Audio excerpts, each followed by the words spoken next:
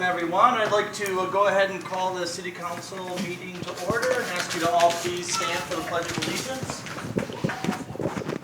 Allegiance to the flag of the United States of America and to the republic for which it stands, one nation under God, indivisible, with liberty and justice for all. Mary, if you'd be so kind to have us. Please. Yes, sir. Mary, if you'd be so kind as to do the roll call. Sure. Alderperson Henry. Here. Schaefer. Here. Valdy. Here. Dean. Here. Grimmer. Here. Price. Here. Eicher. Here. Mayor Atwell. Present. Administrator Hafner. Here. Great, thank you very much. Okay, we have 4 special orders of business tonight, and we will jump right into it with 4A, swearing in of a new City of Delafield police officer, Shara Kralovets. Woo! Nailed it. I don't get most.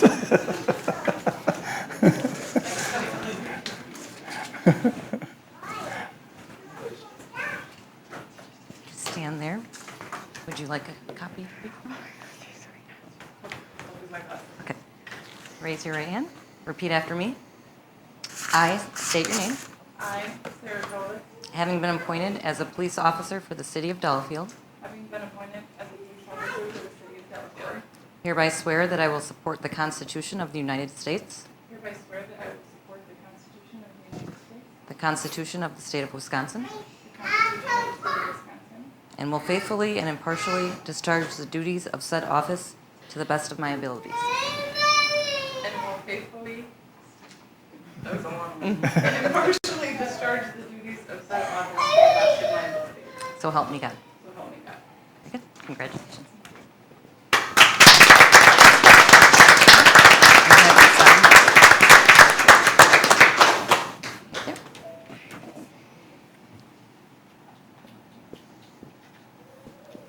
Thank you.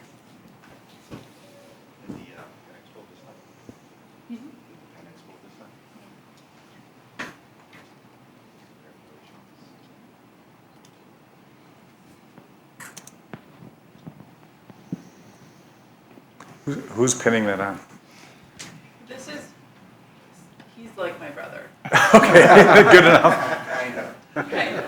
Congratulations. Thank you very much. Welcome aboard. Thank you. Congratulations, Sarah. Welcome. Welcome. Congratulations. Thank you. Congratulations. Welcome aboard. Thank you. Welcome, Sarah. Thank you. Welcome. Thank you. Right. That was actually Officer Bennett of our department. They Oh. put the badge on, Gotcha. and they are friends, so. Okay, moving on to B. B. Okay, B, introduction and pinning of new sergeants, Ryan Jacobs, William Hoffman, and Joe Walker.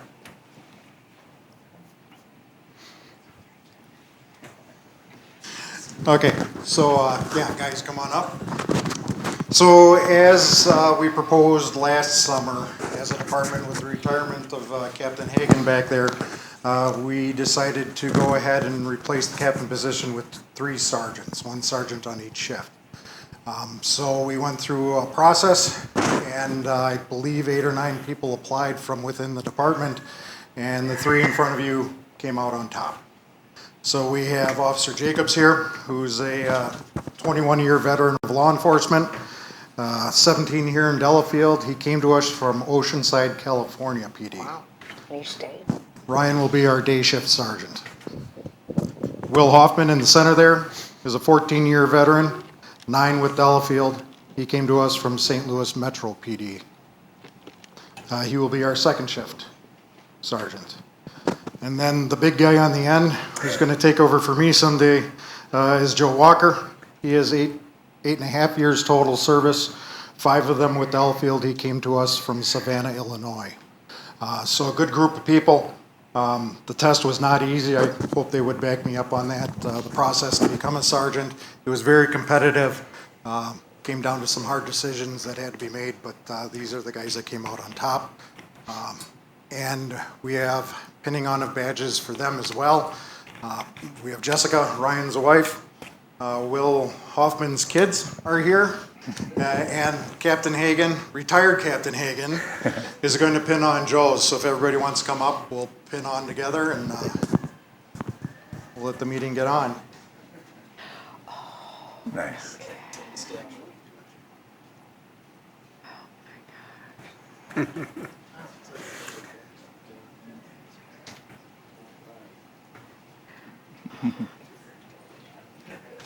Perfect. Although the retired cop was the last one to finish. So a big round of applause for the sergeants. They went into effect the day after Hagan's last day on our books. So July 8th, the first day of block party, they took over their duties.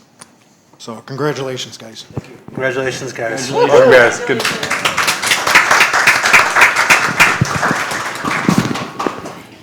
All right, we will move on to 4C under special order of business. Presentation by City Finance Officers Ellers regarding a portfolio review and investment cash flow forecast of the city investment holdings. Thank you. And my name is Tammy Ostrowski. I haven't met a lot of you in person because I transitioned to the role during the pandemic. So I'm glad to be here today. Thank you for your time. I was telling Amy before that we like to provide an annual update. We are a little bit past schedule here, so we're about a year and a half since the last formal update. The last update was done virtually, so I'm glad to be here in person. And just to give you a brief update here, I also brought a few rate updates, if you will. I know you're probably curious on what's going on in the market, and for sake of saving anyone else in the room here who is probably not as interested, I won't go into a ton of detail about the actual portfolio, but please know that we work directly with Amy to ensure that your portfolio meets the objectives within your investment policy as well as compliant with state statutes. Our role is really to work as an extension of your team so that we do what we can that's best for the community and is, of course, keeping you compliant with all the requirements. And we provide those updates monthly to Amy, so if you ever need an update or want to have any further discussion, don't be afraid to ask. I'm happy to come join your meetings at any time, finance committee, whatever you choose. But the whole purpose here is that we provide those services as sort of an oversight or overview at, high level.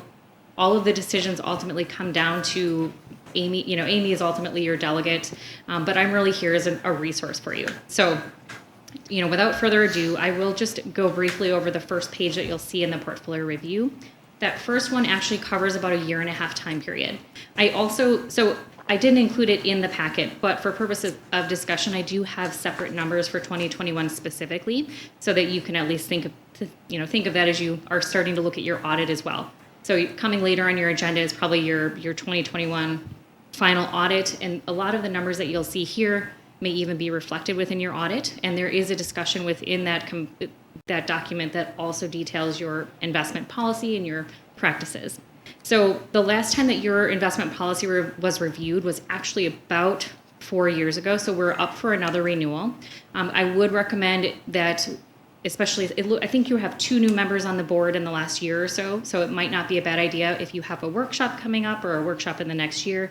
We dig deep into what that means and what components go into your investment policy, but nothing has changed dramatically within the city or within the state statute, so I wouldn't recommend anything crazy with the policy, but at the end of the day, it is important that you're all aware of what the requirements are, what the statutes are, and some of the reasons behind you do what you do. But the portfolio itself is actually, so the objectives within your policy are always going to be 3 components: safety, liquidity, and yield, in that order. So the first premise with public funds is to have that preservation of principal where possible. So we certainly, when you think about investments, it's a little bit different than what you would see in a traditional investment portfolio. We're not out there trying to get the best yield and with complete reckless abandon, but we are continually focusing on how we can earn you some predictable dollars while keeping you safe and secure.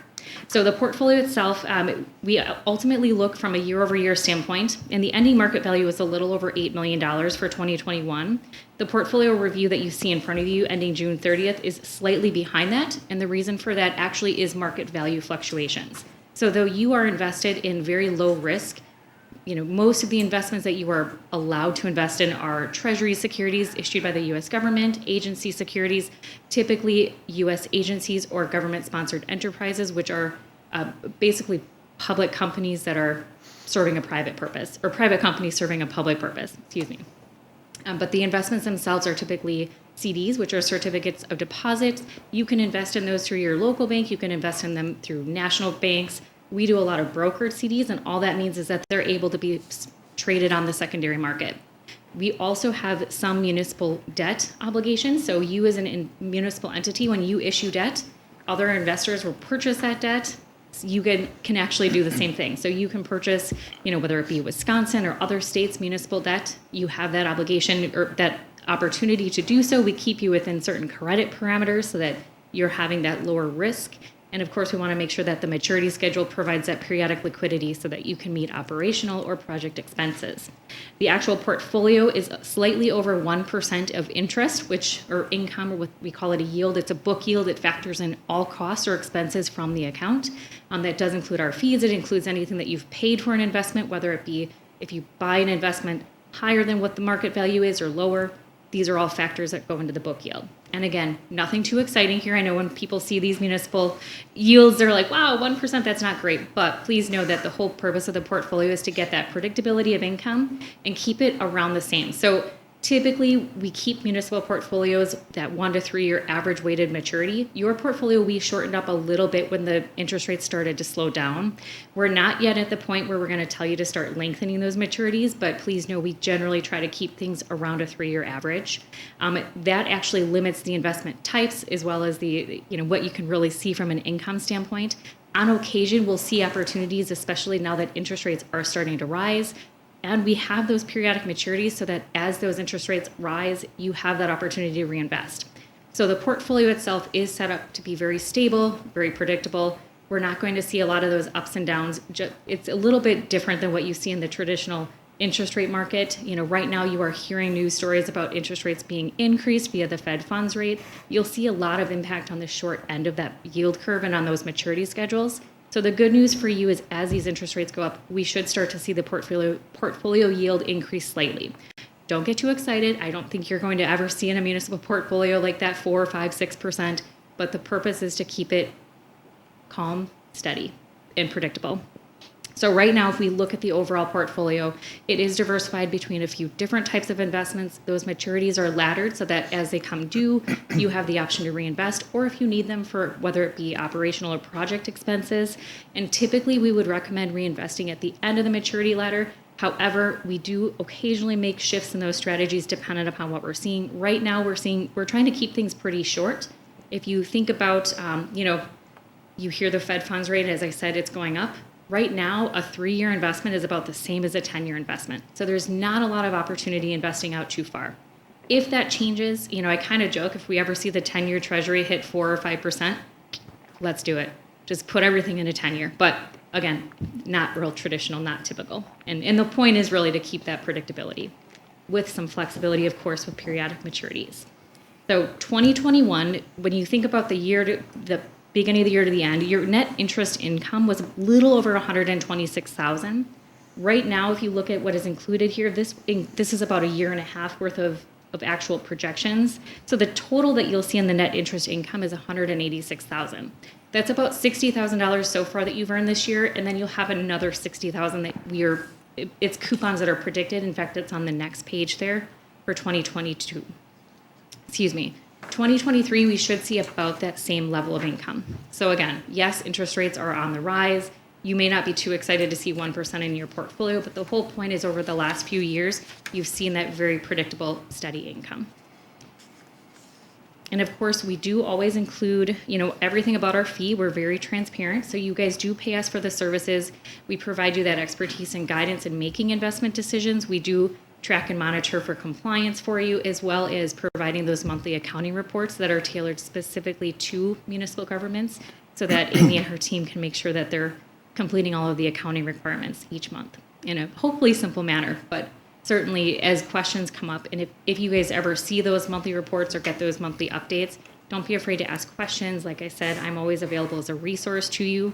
And generally speaking, like I said, we have this fee, we do charge it. We're very transparent. You see that bill every month. But just to give you an idea, it's a little, if you look at the year and a half, the total expenses is about $21,000. So it's not, if you think about it, it's not even $2,000 a month. It's really it's kind of an opportunity for you to leverage services and have that expertise without having Amy having to call around and get quotes on CDs or calling different banks to try and understand what their money market yields are. So we try to do as much as possible and create some efficiencies for your team. And then I also wanted to highlight for you just on that cash flow, you do have maturities coming up in the next year. So over the next 6 months, you have a little over $550,000 that will come due and mature. Those funds are available to you for reinvestment or for withdrawal. Typically, the city has not taken a lot of funds out of your general funds, and we also, as we work with you on debt issuance, we'll always advise you on how to leverage those to be most appropriate. And certainly as interest rates change, that also will dictate, the amount of debt that you may want to take on or not take on. So these funds are really, it's a comprehensive financial overview when you start thinking about how you manage those general funds. So you have some maturities coming up that will benefit the portfolio overall, in that if interest rates continue to rise, you can reinvest at higher interest rates. In 2023, you have a little over $1.9 million that will also come due. So I also highlight that for you because as those maturities occur and they're reinvested, those income projections will only increase. So again, the whole purpose is to keep you safe, compliant, with predictable income, and we like to highlight those key things on the reports for you. And you probably had some time to review them ahead of this meeting, so now I just wanted to let each of you, if you have any questions or if you wanted me to dig deep into, the underlying investment types, I'm happy to do so.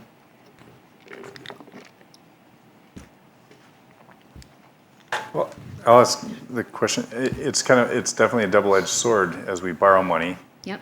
we want the lowest interest rate as we need to invest money. And I know there's things that are tough to understand about how we have to keep things separate, where it wouldn't it be nice if we could just combine those two, pay off our debt and not, right, and borrow from ourselves kind of. And at times we do with our water utility and other things. But so I know Ellers has been doing a really good job over my tenure here at least of advising us when a good time is to refinance debt, trying to strike when the iron's hot in certain things. So I'll just say keep it up, and knowing that things are coming due, that we're going to have funds available to invest next year. Keep telling us when a good time is. No, and we always will keep an eye on that for you. And Amy knows, Phil, who is your municipal advisor on the other side, the debt issuance side, he and I work closely together to ensure, and we talk through from a comprehensive standpoint, does it make sense to borrow? When does it make sense to borrow? And sometimes there's a need to borrow regardless of what the interest rate is, but the whole purpose is to do what makes the most sense. And we will always monitor and track for what's in the best interest of the city. And not to call you up, but you're the first person from Ellers who said that you charge us. Oh. Or at least explicitly stated it. So I appreciate that. I mean, we do appreciate your service. So. I'd rather you not be surprised if you get a big bill. No, we understand it. I appreciate that. No one's talked for more than like 4 seconds. You gave it maybe 40. So I appreciate that. Okay. No, I definitely appreciate that. And as I mentioned before, I'm always a resource to you, so don't be afraid to ask if questions come up. And I tend to speak very quickly, so if I missed anything, let me know. We appreciate that too. Good. All right, are there any other questions? Hearing none, thank you very much for coming. Thank you. Thank you. Good night. Thanks, Tammy. Thanks, Tammy. Okay, we will move on to 4D under special order of business, presentation by City Finance Officer Treasurer Amy Buckman regarding the City of Delafield's financial statement with independent auditor's report and required audit communications to the City Council for the year ending December 31st, 2021. Amy, the floor is yours. Okay. Johnson Block issued us an unmodified or clean opinion for the City of Delafield's 2021 audit. For 2021, the city budgeted total general fund expenditures to be $6.3 million. And in order to cover all the expenses for a balanced budget, the city budgeted roughly $197,000 of the approved $257,608 referendum, so that the budget would result in no change in the fund balance. At the end of 2021, the general fund had an increase of about $181,000. The main reasons for that are miscellaneous revenues were about $70,000 higher than budgeted. The city received in total about $63,000 of miscellaneous revenue from the Point Crossing conditional use permit and also from the Olive Garden stormwater management utility connection in lieu of fees. And then another reason is the general government expenditures were also $85,000 less than what was budgeted. And that's mainly from election salary coming in at $23,000 less and legal prosecution coming in at $24,000 less than budgeted amounts. And then another reason is that public safety expenditures were $33,000 less than budget, and that was mainly due to vacancies and staffing. And then lastly, public works expenditures were about $41,000 less than budget. And the majority of that, about $18,000, was due to a mild winter, which resulted in lower streets, snow, ice expenditures. Overall, the unassigned fund balance for the general fund increased from 21.55% in 2020 to 23.14% in 2021. And then that unassigned fund balance is at almost $1.5 million. A few other noteworthy things are the water utility had operating income of $316,000 and an increase in cash flow of $319,000. Sewer cash flow also increased by $319,000 despite an operating loss, which is typical.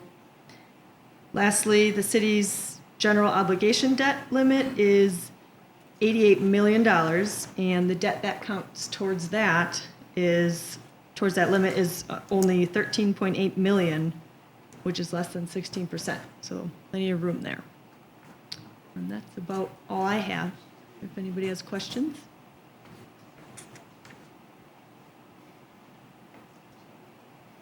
Yeah, so there's a table in here about the ledger adjustments, I think it's called. What do they call them? The adjusting journal entries for debits and credits. Is that in the audit It's in our packet. communication? Yeah, it's in our Okay. packet. So in our packet, it's on page. It's the let's see, what is this for? Company remarks. Thank you to serve you. It just shows adjusting journal entries for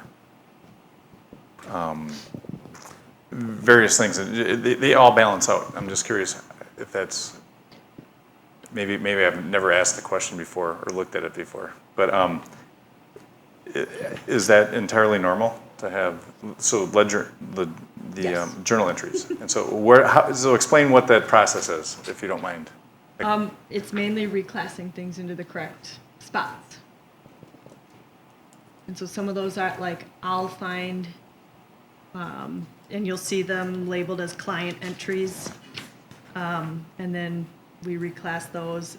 And the other ones, like some are more typical ones that they'll do, like the pension ones related to the utilities, the capital stuff there, like that's typically stuff that they'll take care of. So that's what that's the auditor does it. We're taking care of business and everything balances, and their adjustments just show that we're good. Is that essentially what Yes, you how always it's rebalance. reconciled? It's a reconciliation of all the Sometimes books. they'll make an entry saying, no, this expense shouldn't have been in this account, it should be moved to this Okay. account. All right. Yeah. Okay. That answers my question. That's why I assumed. I just wanted. Yeah. Because it's in our packet and it looks like these weren't errors. This is just we're taking care of business, and this is like. It's housekeeping, yes. Okay, that's what I was asking. And the other thing you mentioned, the fund balance, it shows that went from, despite our rule or our administrative policy that we maintain a 20% fund balance, it shows it went from about 21.5% to 23, and a little over 23% between 2021 and 2022. That is accurate. And that's- Or 2020 and 2021, yeah. Yeah. Yeah. So we actually increased our fund balance by about 2%. 1.5%. 1.5%. Yeah. Okay. So it was a good year. Yes. And yeah, I mean, if we had a fund balance of 60%, I'd say as a taxpayer, it would be a bad year. But I think I'm comfortable with this. Yeah, I mean, and keep in mind that it was not too long ago that our fund balance goal was 25%, and to free up some of that fund balance to use to offset the budget, we did lower that goal to 20%. And so I think as long as we're in that 20 to 25% range, we're in a good spot. I agree. I was just confirming. Yep, all good. Those are my questions. And that fund balance is on roughly 1.5? Yeah, a little less than 1.5 million is the fund balance total from the general fund. Okay, thank you. And I'll just note, anyone reading one of these wonderful budgets for the first time, the criticism exists for all small entities that we don't have the redundancy of duties with a small department, and that always shows up as some sort of they phrase it differently depending on who the auditor is, but it always shows up as you should watch out for this, but it's been there since I can remember. Yeah. Because if we want to hire someone full-time to just double-check people's work, we can, but then our fund balance will be 11% probably. Yeah, that's my other note. That's not a question. That's just a note that it always shows up as a deficiency for a small government. Yeah, you'll find that in audits of all governments our size. Yes. Great, are there any other questions? Seeing none, thank you very much, Amy. Thank you, Amy. All right, we'll keep moving through the agenda, and we'll go on to number 5, minutes, discussion and possible action on the following minutes. There are no minutes to review. Oh, no minutes to review, so we're not approving the minutes? Okay, we're skipping the minutes. Minutes, yeah. Okay, The minutes will be available at the next meeting. okay. Alrighty, number 6, City of Delafield citizens' comments. Come on up, Jim.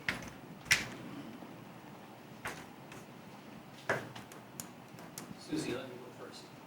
First hand goes. Unless you're a past mayor, then Thanks, they get Amy. priority. Good evening, everybody. I'm Jim Ryer, 924 Lake Drive, City of Delafield.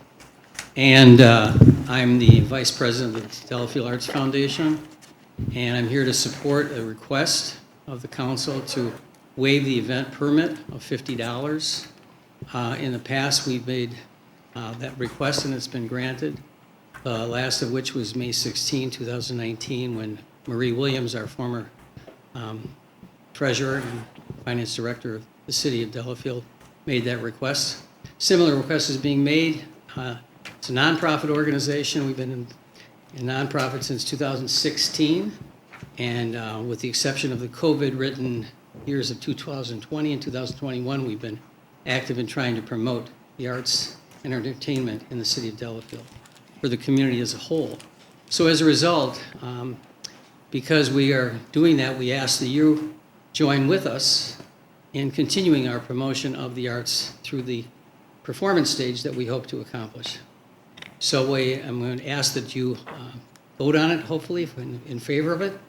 And I also would invite all of you to come on July 28th, 2022, starting at 5.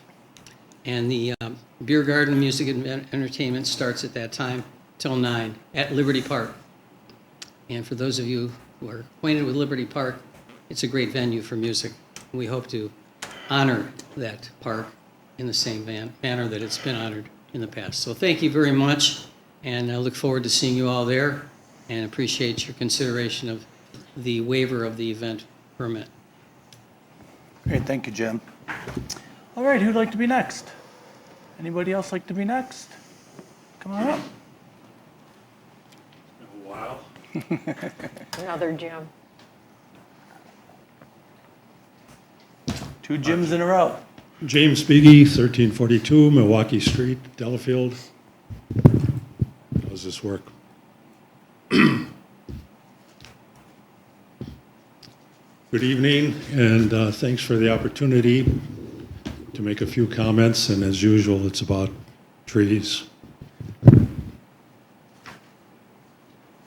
Just quickly, the right of property ownership is a somewhat recent development in the history of mankind, and while some seem to view it As an inalienable and unfettered right, it does carry with it responsibilities to neighbors, community, and the land itself. Zoning and other ordinances have been enacted over the years as a reminder of those responsibilities. Apparently, they haven't been broad enough, or in some cases adequately enforced, to cover the actions of those who are too self-absorbed and arrogant to consider the consequences of their actions on others and their surroundings. A glaring, though sadly not isolated, example is the recent clear-cutting of trees, many of them mature oaks, that occurred on a parcel of land on the east shore of Nagawicca Lake. Belatedly, it now becomes incumbent upon this council to take action to address specifically the removal of viable trees in the city, but more broadly, the rigorous enforcement of rules already on the books regarding the size and siting of buildings and changes in topography that accompany them. Delafield does have a Tree City designation, and it's time to live up to it. Thank you for your time. Thank you for your Thank you, comments. Thank you. Okay, who'd like to be next? Anybody else? Come on up, sir.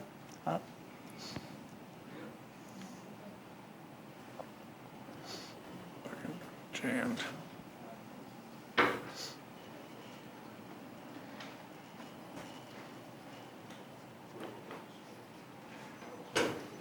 I'm Michael Diamar. 2812 Horseshoe Bend. I would like to address something that was resolved in the last meeting. There was, as far as I know, 3 people that were informed of the property on 83 that was rezoned to quarter-acre lots. And as far as I know, there was nobody talking about it, no citizens talking about it. And I'd like to talk about it if we may, even though it's already been resolved. Time is yours. Thank you, sir. I want to go back just a bit to several months ago when the Spheres property was bought and the people came together on the rezoning of that property. We uniformly, the few of us that knew about it, uniformly said, we don't want this to happen. We don't want this to come down to 1-acre lots. What's most notable about that is the fact that we all said, look, change is going to happen. We get it. But let's just do it at a reasonable pace. That's what we're asking for. When it came to the debate in the planning committee, Amy started out the debate almost immediately and said, you know, when this passes, I mean, if this passes. And then went on to say, you know, Mr. Spheres is spending a lot of money bringing these roads, and you know how much he's spending? Oh, it's about $450,000. We got to give him, you know, the implication being we've got to give him a chance to make a profit. Our mayor was very excited about this, understandably so. It's conservation neighborhood, you know. It's got ponds and paths and fields. It's good for the environment. It's stopping runoff into the lake. All good things, I get it. And it went through. But despite what the citizens wanted, it went through. It went through to this committee. When it came to this committee, again, the debate was started almost immediately by somebody on the council who said, put his hands up and said, you know, call me crazy, but let's just go to a vote. He then later on said, you know, I don't know what I'm talking about. I didn't even open my packet. When a more thoughtful mind said, you know, maybe when it went to debate, maybe we should talk about water, for example. Again, he said, look, we got plenty of water, even though we've been in a drought for 2.5 years. Now, all of these things I understand sound very petty for me to bring up. But if you look at it collectively, it just said, look, this is going to go through despite what the citizens want. I, for example, brought up the 7 Cs when they wanted to put in a rehab. And there was a material reason why that didn't go through. And I'm going to quote one of the members of the committee that said, zoning is in keeping within the master plan, and the spirit of the master plan is in keeping within the character of the neighborhood. And that was one of the major reasons why that did not go through. But when I brought it up in the Spheres development, it mattered not. It went through. okay. Now, that's a lot of history, I realize, but it does bring us to this 83 property. What happened there is our mayor basically said, forget about everything we said. Don't even look over there. Look over here. Shiny object over here. What we're going to do today is we're going to bring this property, which, by the way, is right next to the Spheres development, this quarter-sized property. We're going to take all of the homes of the Spheres development and a whole bunch more. We're going to throw them all together onto this property. There you go. Fields? No. Ponds? No. Paths? No. Good for the environment? No. Did the citizens want it? No. Does it fall within the master plan? No. Water study, traffic study, environmental impact? No. Forget about it. Let's just do it. And guess what? It went through. When I said to the mayor, why would you even open that door? He said, well, look, nobody's going to want to build property on 83 on 2 or 3 acres, you know? Well, what he didn't say is that literally 200 feet away, there are several big homes, newer homes. I think 3-acre plots that are well-maintained, well-manicured. People are thriving there. Let's not talk about that. What he also didn't say is that this, this new development, this Spheres property, is now, in a very short period of time, going to be looking at dozens of condos right next door. Loss of visual, loss of nature, loss of, you're going to have increased traffic, pollution, noise. But let's not talk about that. Let's not also talk about the fact that these $1.5 million homes and above will immediately drop in value because of these dozens of condos, one on top of the other, or bric-a-brac homes, whatever is going to be there. Let's not talk about that. He then quickly said, and besides, right across 83, you got the same thing, quarter-acre, these are all going to be quarter-acre lots. Now, if you're not familiar with this, this borders Foxwood. This entire area, $3 million homes that are now going to have literally hundreds of condos and or little bric-a-brac, cookie-cutter homes right there. These people that are making $3 million investments are going to lose their peace and serenity. Same thing. Nature, increased traffic, noise, pollution. But let's not talk about that. If you could try to wrap it up, you're over your 5 minutes. I'm almost there. Appreciate it. What our mayor does like to talk about is this study that says, hey, you know what? The more people we bring in, the more money we can make. That's a great thing. But what this study is flawed about is, this study has 2 flaws. The first is the law of diminishing returns. We all know this law. It's the most simple, most basic law of economics.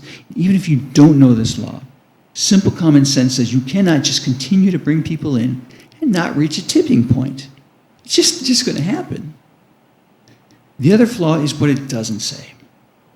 And that is the quality of life that is Delafield. And I'm almost there. I ask each and every one of you, when you first came to Delafield, when you drove down the streets, did you say, hey, I love all this traffic. It's fantastic. And the streetlights, oh, they're bringing in more streetlights. Oh, and the crime rate's going up. And look at those dozens of condos right over there, one on top of the other, and the hundreds of streets, hundreds of bric-a-brac homes right across the street, completely out of place? Or did you say, hey, you know what?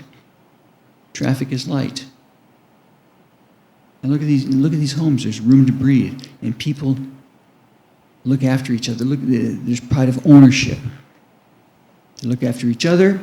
They're nice people. The crime rate is low. That is the quality of Delafield, quality of life. Great. Thank you very much for your comments tonight. So I'm asking you, if you'll reconsider as a board this rezoning. It has no business there. It just has no business. Anybody can become Brookfield or pockets of Heartland. This should not happen, should not be. Thank you for indulging me. Thank you. All righty, any other citizen comments? Come on up.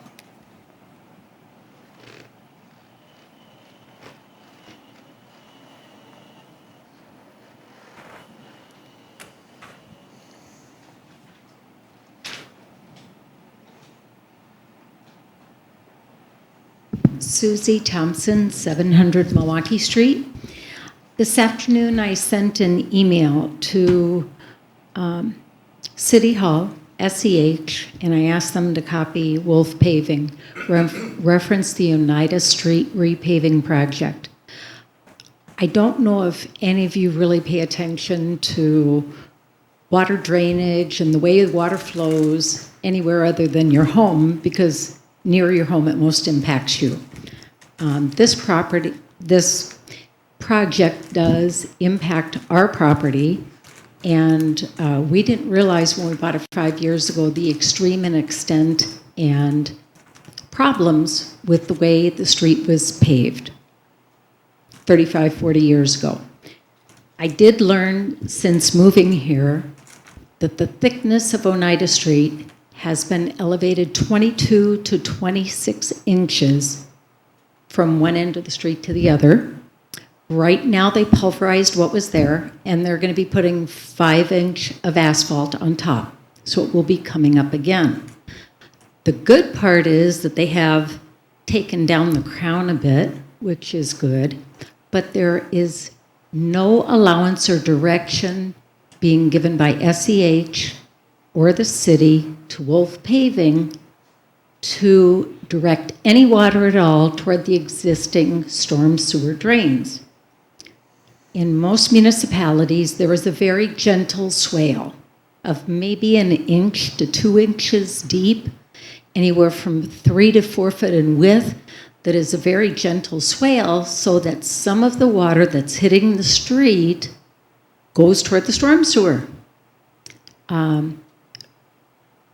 3 storm sewer drains closest to our house take in 0 water because the area around them, it's a higher.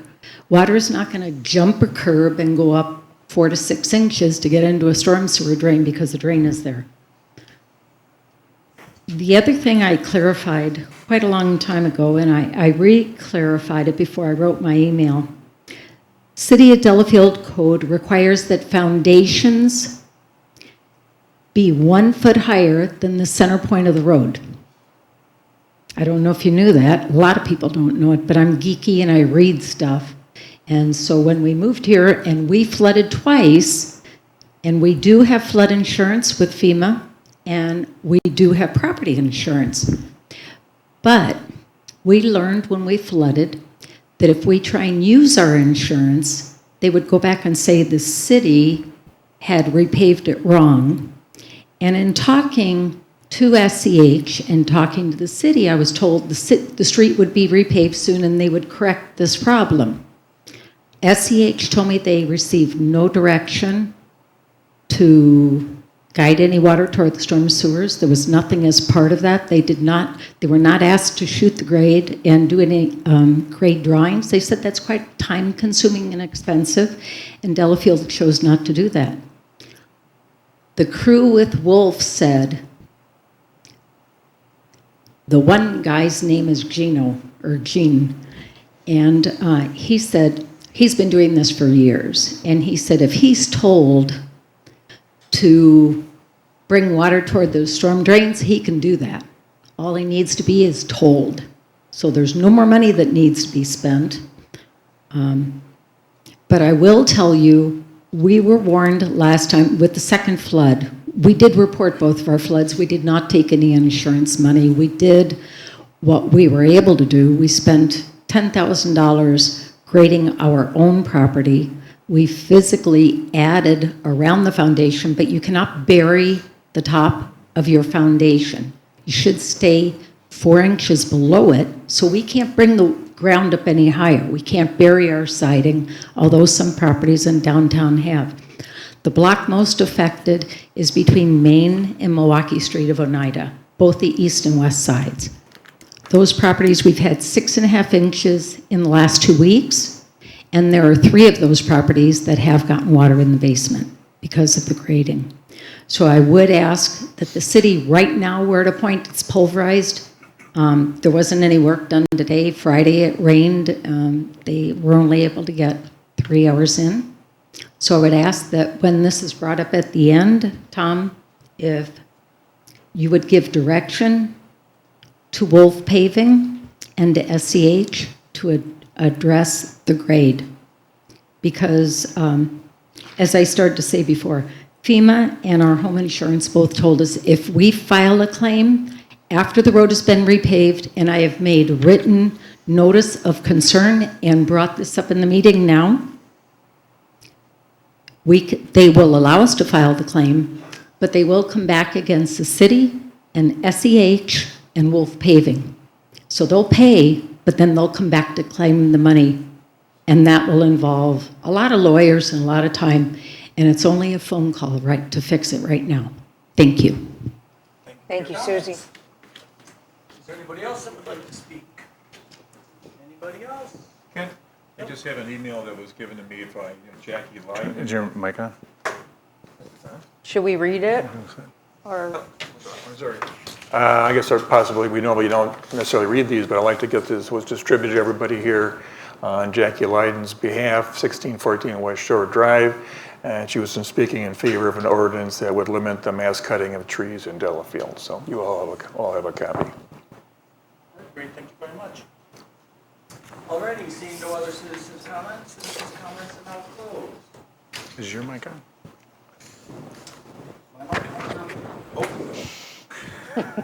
Turned it off. I was coughing, sorry. Thank you. Okay, citizens' comments are now closed. We're on to number 7, consent agenda. No consent agenda. Boards and committee and commission reports. We'll go on to licenses. Mary, is there a license here?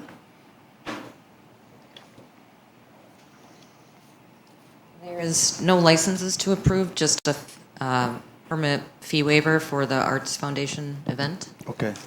on July 28th. Well, I'll make a motion to approve the Delafield Arts Foundation event permit fee waiver request for July 28th for the Beer Garden in Liberty Park. Second. And I'll just comment that almost without exception, rental of parks is for a good cause. And so we get these periodically, and they're not all approved. But this is a direct fundraising event to invest in the city. It's not for, I mean, we want to invest in every charity we can, but we leave that up to our citizens, and something that's investing in infrastructure for the city, for the future of the city, I'm all in favor of. So I just want to clarify that. All right, is there any discussion? Hearing none, all in favor say aye. Aye. Opposed? Abstentions, passes. Okay, we'll move on to B, Planning Commission. Okay, we have a couple of items. I'm trying to rack my brain. I don't know. I think we've had trying to summarize our last meeting in my head. The minutes are in the packet, but we did have a preliminary proposal for the St. John's property for residential development there on the golf course, as well as closer to Highway C. And there was some very, very detailed plans that were provided in the packet. So, don't just look at the minutes from the meeting. Go back and look at the Plan Commission minutes in the packet for that to scrutinize it. If you have any input, the Plan Commission wants to hear it, and so does the developer. The city does. Your alder people do. As we go forward on any of these, and it's essentially a donut hole in Alderman Grimmer's district. It is the core of his district, so I'm not directing more to him, but the plan commissioners, all the council, any feedback is not just essential, but I mean, we want it. So reach out if you have any questions. We want them all answered as we move forward. So that's one thing, and so that's going to continue to advance through the Plan Commission agenda in upcoming meetings. So look at those minutes and meetings and sign up for our notification system on our website. The items for action here tonight, item 2A, I'm sorry, what is this? 8B 2A is ordinance number 800. And this is something that Amy, our planner, pointed out and worked with city staff on for a number of weeks to help consolidate there's multiple deadlines for business plans of operations, for public hearings, for public notices, and they are scattered like within over a week's time leading up to the Plan Commission meeting, like 2, 3, 4 weeks in advance. This ordinance update, if you didn't read it, or even if you did, to explain it concisely, it syncs those up to be a date. If you want to talk about any of these items, get your stuff in time, and we'll hear it at the end of the month. So Plan Commission was all in favor of it. People that don't necessarily like the Plan Commission or just the city in general or how we operate, they spoke in favor of it as well. So this is a unanimous motion to refer to our council to approve this ordinance. So I'll make a motion to approve ordinance number 800 to consolidate the zoning code to modify application deadlines. I'll second. All right, is there any discussion? Hearing none, all in favor say aye. Aye. Opposed? Abstentions? Passes. And item 8B 2B is, this is Town of Delafield along Maple Road near, I think that's Pewaukee Lake on the very east side of the city. There's 2 parcels being consolidated, and we've seen these about a dozen times in the last 10 years where people are looking to put fewer residences, maybe bigger ones, consolidate parcels, and this was unanimously approved. We just have extraterritorial approval. If we have a problem with it, we could go after them, but we didn't see any reason to. So this was unanimously approved for recommendation to the council for approval as well. So I'll make a motion to approve the extraterritorial certified survey map to combine the 2 properties in the town of Delafield. Second. Is there any discussion? Hearing none, all in favor say aye. Aye. Opposed? Abstentions? Passes. And again, I'll just, so to sum up the Planning Commission report, I just say really, even if you haven't paid close attention to Planning Commission, do it. I mean, look up the agendas and scan them. Usually we have them out late in the week before, so we usually got 4 or 5 days to look at it before the Wednesday after. We got a meeting at the end of the month. There's changes. We heard some really good comments from somebody who's disappointed with some changes based on their face value. What he thinks is going to happen to his property, and he's, and honestly, he's greatly affected by the recent development on the east side of near close to 83, and the update is also something that's a specter that he has to be concerned about for possible future development, and there's nothing planned for that parcel that was changed recently for zoning to be higher density, and the art is in to help people be good neighbors is in the general development plan and the specific implementation plan and how landscaping is done, lights, traffic, and all that stuff that seemingly on just changing the zoning is ignored. It's not, though. It comes through a vetting process through the Plan Commission, through Public Works, through Park and Rec, and so those will be reviewed. It'd be nice if everything stayed the same for the person who likes to look at cornfields, but like I said, the art is in helping with landscaping and other things. And the recent objections to some of the recent developments on both sides of the lake have been somewhat appeased by extra landscaping, extra trees, working with the developers, and having good open communication. And that's what we strive for. So they seem harsh, but the criticisms are necessary. We want the input, so please keep coming and giving us feedback. That's all I have. Okay, great. All right, we'll move on to Lake Welfare Committee. Mr. Price. Okay, Lake Welfare met last Wednesday. First thing was to set the lake awareness meeting. what we normally do in August. This year we're doing it September 7th at the Negawickle Lake Yacht Club. An agenda will be following shortly. The committee then voted to send the dredging package out to bid to market with the hope of starting in October. After we heard a good report from our city engineer, we think we'll have at least one bid from the contractor that did the job 6 years ago. Probably been the most likely because he knows the lake pretty well. But we're also open to delaying the project another year if the price works out that way. So we're not going to close it, but we want to get the thing moving. And the last thing, we had a discussion with the new 7 Seas owners about trying to reduce some of the runoff off the parking lots, and they've been very agreeable. They've got a plan to cut slits down the parking lot, put gravel in there, and let the water drop in there, which will have a significant impact on how much is going into that drainage ditch that runs just on the south side. So we're very happy with their cooperation, and they did it totally voluntarily. So that was great. So that was it. Great. Thank you very much. Okay, we'll go on to Park and Rec Commission and Tree Board. Schaefer. I'll take you got 2 items. I'll take the easy one first. July 23rd, plugging on the bark again. It's Saturday, 8 a.m.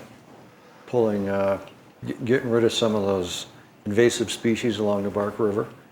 So anybody want to volunteer and participate on that, we would welcome you.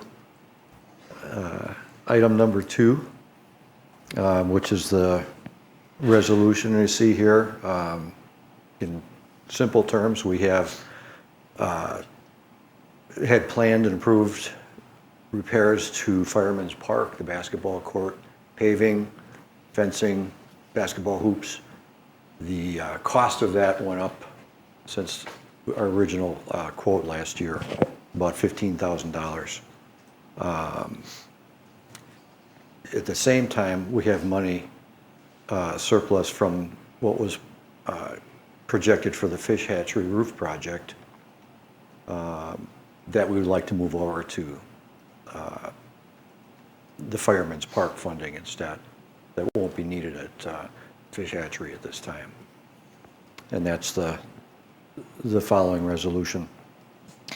Can I ask, is the savings to the roof, is that because the work is less or because it just came in under budget? It's, I'll call it minor repairs at this time, pending a full re-roofing project, and I'm not sure exactly what the timing is on that, a couple of years. Well, this council talked about doing this project this year and looking at doing the roof replacement next year. When we invest $10,000 into the roof through repairs, I would love to see us get a year or 2 out of those repairs at least. Mm-hmm. But that's something we can talk about at budget time this year. So, minor I'm just wondering if repairs we're now going to get the same amount until of the full time re-roof. out of these repairs if we're scaling back that we had expected, or is it going to mean that we're going to have to replace the roof sooner than what we were anticipating? I don't think it moves the replacement up any from the original plan, but that was approved before I was on. Yeah, the most recent plan is to do these repairs this year and replace the roof next year. Okay. So we did work, and it came in less because either we're going to do a lot. We've got a signed or we did a contract. little. We've got a signed contract to do the work. It hasn't been done yet. It'll be done soon. Okay. There was a significant backlog in the roofing work industry due to some of the high wind storms that we've experienced this year across the region.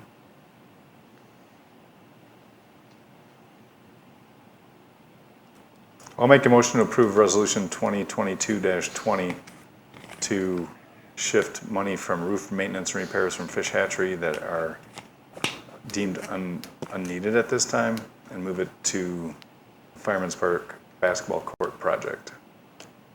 I'll second. Alrighty, is there any discussion? Hearing none. All in favor say aye. Aye. Opposed? Abstentions? Passes. Anything else on Park and Rec? Nope. Okay, we'll move on. All right, we are on to E, Public Works, Committee Report. Mr. Grimmer.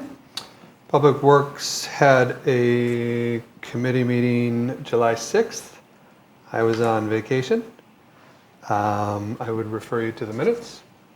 The action item for tonight, I'll read through and defer to Tom.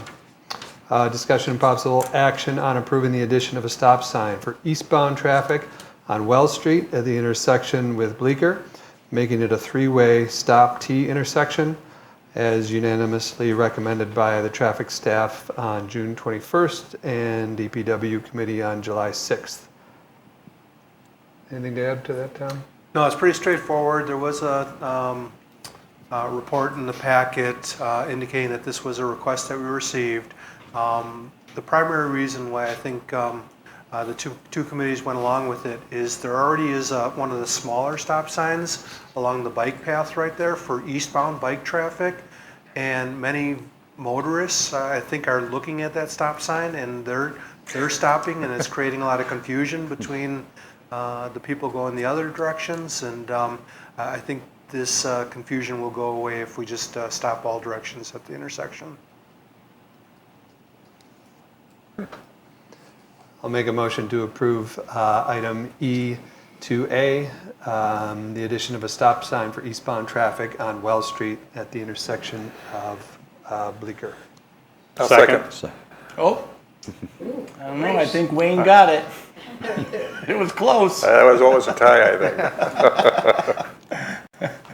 If it made it through the Traffic Committee and Public Works unanimously, I have nothing to say. Alrighty, hearing no further discussion, all in favor say aye. Aye. Opposed, abstentions, passes. All right, we're on to F, Delahart. Mr. Eicher. Things are going well at Delhart. We're nearing the end of a upgrade, and I'll have a more extensive report on that. I think I shared a lot last meeting. We have a meeting tomorrow night. We have a new appointment coming up that I hope we approve. We have a vacancy or two, and that's all I have for Delhart. Great, thank you. And I'll also add, sorry, if anyone's ever interested in the magic behind how our water gets treated, love to coordinate a group tour, and Scott is great at giving them. Tucked behind Cushing School and Delafield Hotel. We do great work. So it'd be your inquiries are welcome. Words carefully. I know. It's not real sexy, but it's necessary. No, it's really. I've done but seriously, if you're interested in school group tours, whatever, Scott would be happy to coordinate something. So, and the upgrades that we've had recently are worth investigating. So. That's all I have. Great. Okay, we'll move on to G, Police Commission. Ms. Valdi. We met on June 22nd, and the real order of business was discussion and approval of pending passing the physical, and a few other things was the officer we swore this evening, Sarah. So, yeah, that's it. I don't know when we meet again. Alrighty, thank you for the report. Okay, Library Board. Ms. Henry. Yeah, we met last Tuesday on the 12th, and it was a very short meeting. The summer programs are in full swing. The Saturday morning book sale is continuing through the summer from 9 to 1 in the Fish Hatchery outbuilding. And the library staff is continuing with education and certifications. That's all I have. Okay. Great, thank you very much. Okay, I, Zoning Boards of Appeals, I assume no meeting? No. Alrighty, J, Promotion and Tourism Commission. Mr. Schaefer. Thanks to our Executive Director, Deb Smith, not only the visitors guides, but the trail maps are now available at a restaurant, store, or hotel near you. I handed out a copy so everybody has one. Am I off? Am I okay? Yep, they're on. I looked. I'm on. So anyway, these are now available around town, and encouraging people to visit, invest, and live in Delafield, and telling about all the wonderful sights to see, and then, of course, our great recreational opportunities, the hiking and biking trails. We also, Park and Rec, met with representatives from the Friends of Lapham Peak to discuss the Lapham Peak Lodge plans, and they are asking for funding. They've got some significant amount raised. They've got a grant they're waiting to hear from, and of course they're asking us to contribute. We earmarked some money for them, pending additional information on the project and further progress. We set aside $25,000 from Park and Rec for the lodge contribution. Cool. All right. That's it for Great. Park and Rec. Thank you very much. Okay, we'll move on to K, Lake Country Fire and Rescue Commission. I'm sorry, Mark, are you done? Yeah, yep. Okay. K, Lake Country Fire and Rescue Commission. No meeting that I'm aware of. L, Lake Country Fire and Rescue Board, Mr. Grimmer. We had a meeting, more importantly, we had a meeting last week. We have another meeting coming up this week. The meeting last week was a special session of sorts to discuss the staffing subcommittee's report. The staffing subcommittee was developed due to what I've been telling all of you about for many, many months now, is the increased challenges that EMS and fire and rescue have with their staffing. Those staffing challenges have developed over the years, moving away from paid on call, increased challenges, as everyone who works in employment knows, increased challenges in hiring folks and retaining folks, increased competitiveness with salaries, etc. All this predated the pandemic, but was exacerbated by the pandemic. And also, you could attribute some of it to a change in federal law, which said that essentially we had to pay what were interns, we now have to compensate them minimum wage. And so the subcommittee came back with their recommendation, which is a significant increase in staffing such that would require a referendum. The goal of fire protection and EMS is response time with the right people and the right equipment. That response time, the goal is 8 minutes. 8 minutes or less, 10 minutes or less, 8 minutes or less. 95+% of our calls are EMS, responding to a cardiac arrest, fall, etc. And that response time is incredibly important. You get there faster, you save lives. And so that is what the board looks at, that's what the chief looks at when they look at our capacity to meet the needs of all the municipalities associated with Lake Country Fire and Rescue. So the subcommittee came back and they're recommending 27 new FTEs, a transition from part-time staff to full-time staff, 23 direct frontline first responders, and then an ancillary support staff of training support, HR professional, maintenance professional, and a finance director. And so we had a preliminary PowerPoint on that plan last week. I'm not advocating or opposing at this time. I'm just looking for additional information. But that's it in a nutshell. There will be more information coming in the weeks and months ahead, and an opportunity. I think the chief's plan is to have this presented at the joint meeting in September.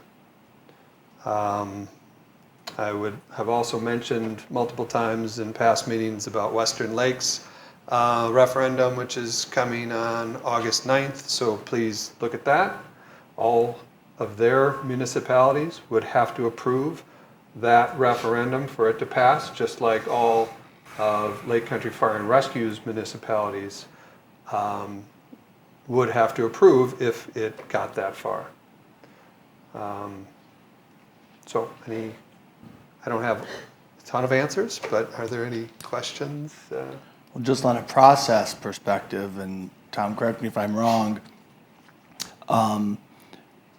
if a referendum is required, this body, the council, has to approve that referendum before any referendum goes on to the ballot. Correct. So The board, the Lake Country Fire Board does not vote at all on this. This is strictly each municipality votes to get it on the ballot, and every board or council has to vote in the affirmative, and then you need every majority of the citizens in every municipality to approve. You just can't have a majority of all 7. You have to have each individual municipality approve. So it's not easy. Tom, would you add anything? I would assume that the board would vote to ask each municipality to put it on the ballot, just to support the plan, and that wouldn't just be LCFR staff telling municipalities, hey, we want you to put this on the ballot, right? I asked that specific question. I guess the response was the board's obligation would be to vet the plan and act as, be that source of information. But I can ask again. Yeah, my understanding is the same as Tom's, that each municipality board representative would have to pass the recommendation to put for the municipalities to then choose if they want to have the referendums or not. But I would think that would have to be approved by the board through their procedures and processes. Yep, that's why I asked the question, but the response wasn't the one I thought I was going to get. So yes, I will ask again. A good follow-up is to confirm. I'm assuming, just like the budget, that minus a unanimous decision with all the participating members, it doesn't go forward. Right, it doesn't go to this body to consider. This is going to be a rather tricky process, very arduous. It absolutely will be, and you also have to consider if we get to the point of, okay, all municipalities are agreeable to a referendum, are all municipalities agreeable to getting a marketing firm involved to advance it? That is controversial. Yeah, it is. And I know there's people out there, maybe me, who might object to that. I think the board's obligation too is to thoroughly vet this and see if this number and this size is the right size, if there are opportunities for flexible staffing. One of the things that, we don't get calls from midnight to 6 a.m. or 7 a.m. Do we need a full, robust staffing at that time? Can we flex staff to the highest periods of calls and thereby save on full-time employees? Since 95+% of our calls are EMS related, does that change the makeup of the staff that we hire? The staff that we hire has, we had a robust intern program. And as I mentioned on the last meeting, we lost a good 40% of those interns. But are we doing enough on that front to get qualified, competent, but low cost members to join the team that we can train, build up. We asked the chief, how many have we hired and fired? And I think since 2020, we've lost 49 employees, but we've only added 19 back. So obviously there are challenges. There's challenges not just in EMS, but across all different industries. But, you know, we talk on Plan Commission every month here, and we're adding residents. I think now more significantly than any other time. And I think you move to the area and you just assume that, well, of course there's an ambulance, 911 comes within 10 minutes when I call. That's more and more in jeopardy as staffing becomes more and more of a challenge. And it's not just, okay, I need X number of staff. I need X number of staff that can respond with the right people to multiple calls at the same time. And that's been the challenge. So, well, I would say they definitely have their work cut out for them. This is a significant change they're asking for, and they're going to need to supply significant details and logic and rationale as to why anyone would want to vote, any of our citizens would want to vote that this is something that's needed. So they have a lot of work to do. I would agree. And essentially, I don't have estimates. I mean, I did a rough estimate, but it's essentially a doubling of your contribution to fire and rescue. Sounds similar. Well, I'll help complicate it, and that is, I'm presuming that the funding formula that was wrangled over about 12 years ago to found the Lake Country Fire and Rescue between Neshota, Shaniqua, and Delafield is very similar to what it was 12 years ago. And you mentioned population differences, and as we've expanded into different types of densities of geography and population, that may or may not be a perfect formula to move forward with, especially when we're looking for equity amongst all the participating members.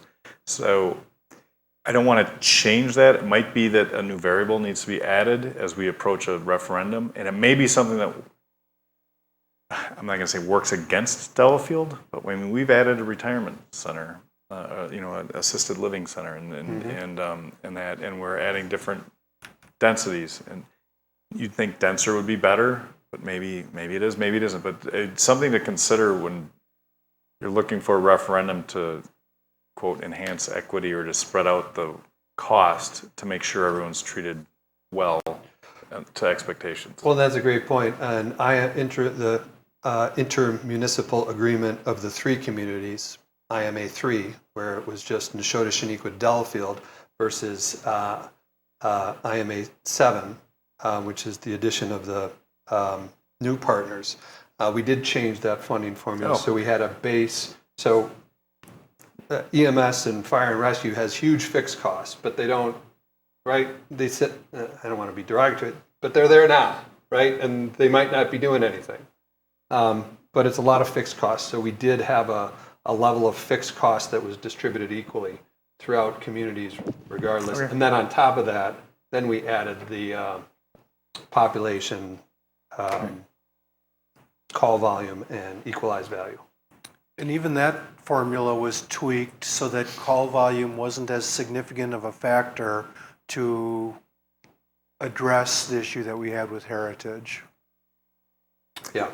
I'm just the suggesting that this is fair warning for a very complicated conversation we're going to have coming up. Yeah, but the base on that, and it's I want to be very clear on this. It's the citizens, if it gets that far, they're the ones that have to be educated, and they're the ones that have to be convinced. Oh, right. And the base that Matt talks about, what that largely accomplished is different agencies entering the LCFR had different abilities on a per capita type basis of what they could afford to come in at. And even if they weren't paying as much per capita as, say, the city of Delafield, it was still cost beneficial for the city of Delafield to accept them into LCFR at what they could afford to pay. So there is some inequalities in what different municipalities pay for their participation in LCFR. However, despite those inequalities, it was still extremely cost effective for us to bring the additional municipalities on board. And one huge example of that is the ladder truck we just bought. It's almost a $1.2 million piece of equipment that under LCFR 3 would have been responsible for 75% of that cost, and now we're responsible for about 45% of that cost. Yeah, that's a great point. If this is a statewide problem, obviously we have Western Lakes going through a referendum. We have this challenge before our municipalities. So I would encourage all of you to, if you have run into your state representative, your state senator, bend their ear, because this is a statewide problem, and there might be a creative statewide solution, or at least help. Great. Thank you. Thank you.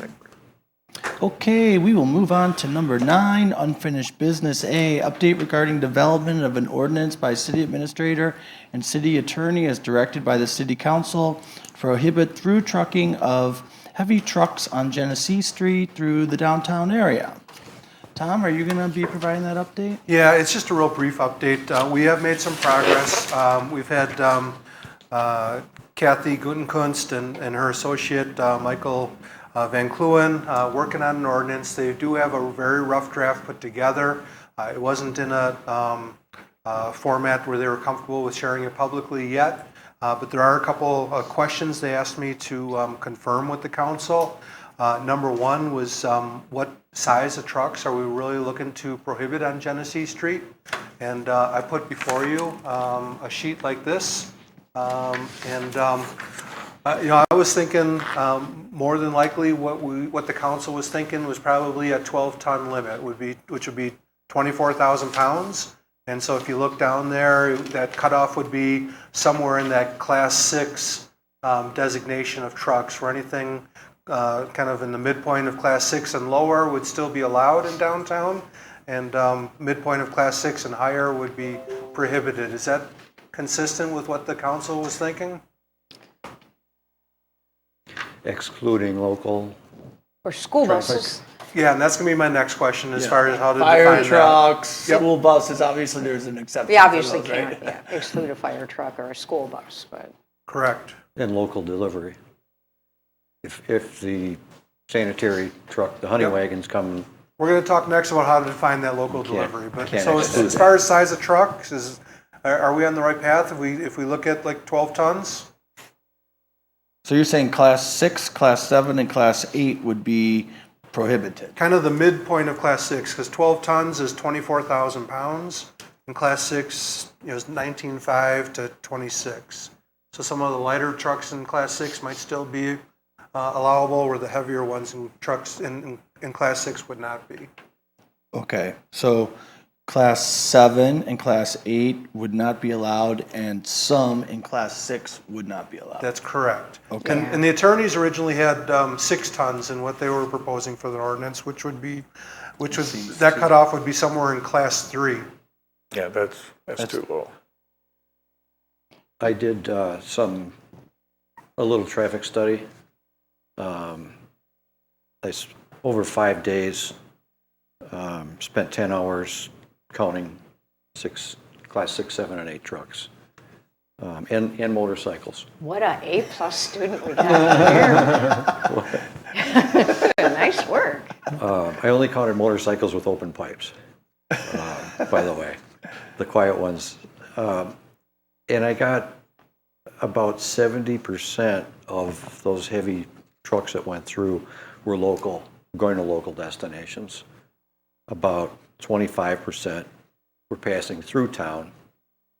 Now, whether they were going up to Mission Road and dumping it, I don't know, or whether they were going 40 more miles, I don't know. So some of those could have been local, but at most, 25% of these trucks were not local deliveries. So the other 75% we can't impact, right? Because if it needs to make a beverage delivery or food service delivery to a restaurant on Genesee Street, you know, you can't outlaw that.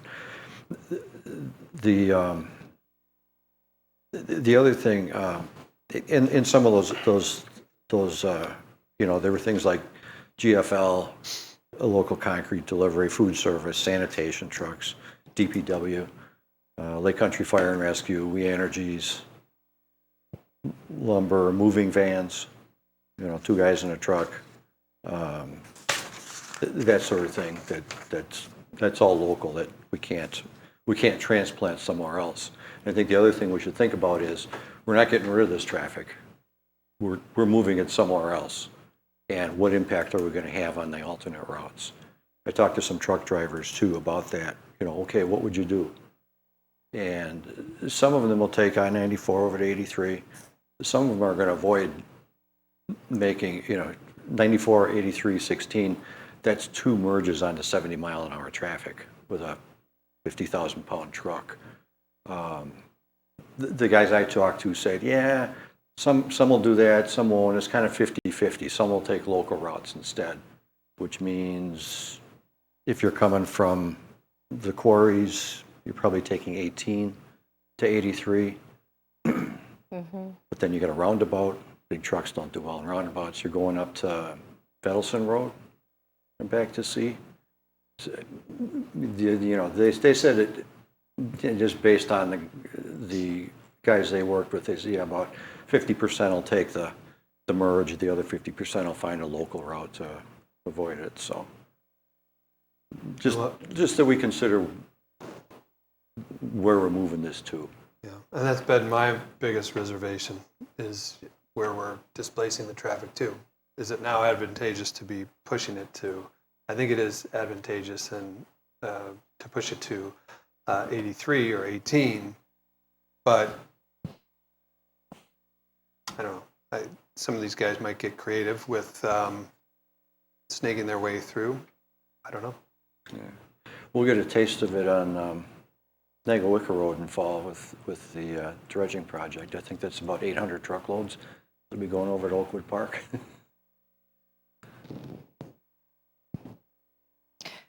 And your open pipe motorcycle, you said? You counted those? I counted those, yeah. And Are you suggesting we implement a noise ordinance I as did well? I did a Sunday. We know how well that goes, don't we? I did a Sunday too, just to, and that Sunday there was no heavy truck traffic, but there were. I thought, oh, that's the motorcycle day, right? No, I got, you know, very few. I got a lot of motorcycles. Very few open pipe ones. No speeding. There's too much traffic and too many stop signs to speed through Genesee Street. The only dangerous stuff I saw were 3 motorized skateboards and and a group of motorcycles that were weaving through traffic. But the big trucks, you know, they're professional drivers in a small town or in a, you know, small street.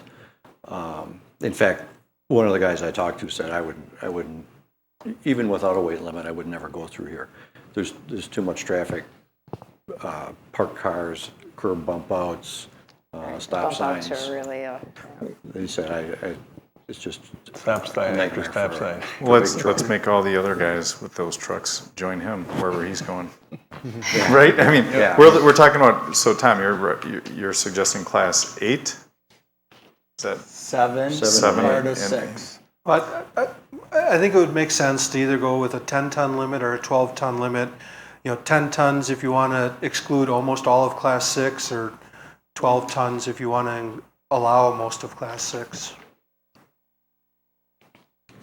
So 7 and 8 through downtown. We're talking through downtown, through on Highway C. We are, yep. Yeah. I mean, I don't 7 have an and 8 issue are the with ones that. I'm Reasonably most concerned speaking, about. if you're in class 7 or 8, I understand the convenience of cutting through downtown, but again, some of the biggest complaints that we have without any development is traffic through downtown. And I think the most of the complaints are coming from Class 8, when people are, enjoying an iced tea at the Belfry or wherever. But 7's pretty big too. But if you don't have a destination downtown, so like a city transit bus or is close to a school bus. School bus isn't 6. Isn't 6? Yeah. Isn't 6, School okay. buses have So I their mean, so it's not precluding people from the field trips to the fishing pier we have. And I'm not sure why it's not reasonable to exclude 7 and 8 through downtown as a recommendation. Yeah, I don't have any problem on letting 6 in, just to get 7 and 8 out of here. That's the big weight. Issues in the sidewalk, issues for noise. So maybe a 10-ton limit? The through traffic that I saw was Okachi Ready Mix and the big, what is it, a 10-yard dump truck or? Yeah, I think those are the two primary ones. I think a 10-ton is a nice round number. Anyone can do the math in their head, right? If you're 20,000 or above. Do I see a head nod consensus for 10 tons? Yes, but you mentioned the two biggest violators were Okachi Ready Mix and who? And Wolf Paving is... Okay, so do we have an idea of where they would divert to? Wolf would go up? So I haven't made contact with them. That's the next step once we kind of have a preliminary ordinance put together and a defined limit and stuff like that. Okay. Yeah, that would be my curiosity, just so we know where they're likely to go. Yep. You got down C in 18, you got Payne and Dolan, Wolf Paving, Ottawa Sand and Gravel, Hair Corporation, and Super Sealers that are all driving truck traffic up this way. And it's not necessarily their trucks, right? You go to a quarry, it's the customer's trucks. So you can't necessarily just tell them not to do it. Yeah, we can. The trucking company. Put up a sign and enforce it, right? Yeah, we can. We got to tell everybody. No, they obey. No, but I mean, you can't just call Wolf. No. Because there's 25 different construction companies going into the paint the quarry and counting materials down there and taking materials to their construction sites. And some of the drivers are independent and own their own trucks. Yeah. A lot of them. I mean, we can weigh significant players in our consideration of their impact. Yep. And then knowing that there's single sources for some of that, point sources for some of that activity, and the private contractors, they're kind of follow the lead and recommendation of those people. But I think it's not that they're too big, too heavy, or too noisy. Some of it is the start-stop times at the multiple stop signs we have downtown, where it turns a 20-second trek with. Everyone's been through downtown. I mean, you look and everyone's like waving people through, and sometimes the truck drivers wave a couple cars through. Let's limit some of that necessity for being polite and have people that cause some of those big delays and noise go to 83 and 67. I mean, that's my gist of what Paul was asking for. Yeah. So I think Class 6 is getting too restrictive. There's a lot of local Class 6 vehicles going through. Yeah. And if they run into a sign, no 20,000-pound limit or whatever, 10-ton limit, then they get confused. Okay, now they're going to turn around. They don't turn around. They go through the neighborhood. They can't do a U-turn. They're going to go on the side streets of their neighborhood and go back. How many times? And those local deliveries have to be excluded. Like how many times will they do that? Like they keep doing it. Like the sign's still there. The sign's still there. The sign's. They're going to do it once or twice. Every driver the first can't time go through this city anymore. I'm done. Right. That's until he learns. It is. There's clearly an education and cost for timeline. Yeah. Well, but we're going to the next step, and we're getting some feedback, right? Yes. On this. Okay. Yep. So this will come back up. I'm going to invite them to give us their opinion in writing and/or attend the next council meeting. Okay. So, And again, the couple hundred vehicles I saw, the only heavy duty, through stuff was class 7 and 8. Yeah. All the class 6 was local. okay, so I heard support from Tim for maybe a 10 acre or 10 ton. Mark, I think I'm hearing 12 or 13 from you. Yeah. I'd be inclined to agree with Mark on that one. I think it's cleaner and more obvious. The egregious offenders are the big dogs, so let's just look at that. So 12 ton is a common weight used in ordinances. I've never really heard of a 13 ton, which would fully capture class 6. Do we want to be creative I and think go you're with our saying own? those are the delivery trucks, though, right? Yeah, there's a lot of. Just go to 15 tons. Big delivery trucks On on a this. round number, that Well, gets, if we go to an odd number, I think 13 would make a lot of sense because that is exactly the. nails it. Okay, divided. 13.6. Right, I was going to say, if you just go 13's class fine. 7 and 8, you're Okay. good to Yeah, go. let's just go with 7 and 8. 13 ton limit. Yeah. All right, and then the other issue is defining through trucking. And our attorneys have indicated that generally when municipalities do something like this, they define through trucking as that you're exempt from it as long as either your point of origin or your point of destination is in the city. And I said, well, that's problematic because Akachi Ready Mix is in the city. So by what they laid out for their initial ordinance, every single trip from Okachi Ready Mix would not be considered through trucking, would be allowed on Genesee Street. What I was envisioning is we would define some kind of a boundary around downtown and say that if you're delivering to anywhere in that boundary, that you can do that. That's a local delivery, not through trucking. Both our police chief and the attorneys have opine that that's too complicated for enforcement and too complicated for public education and making truckers aware of what our requirements are. So we're stuck on that right now. We're still working through it. If anyone on the council has any creative ideas about that, be open to hear them, but otherwise we as staff will figure something out. Okay. Okay.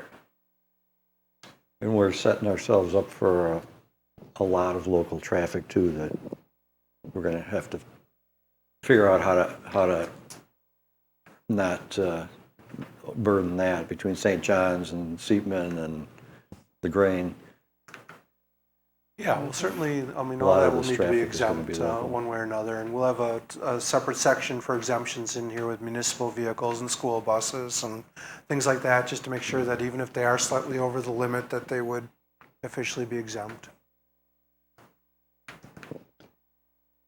Any other thoughts or feedback, or should we just move forward with that? Keep moving. Okay. Sound good. Thank you. Thank you.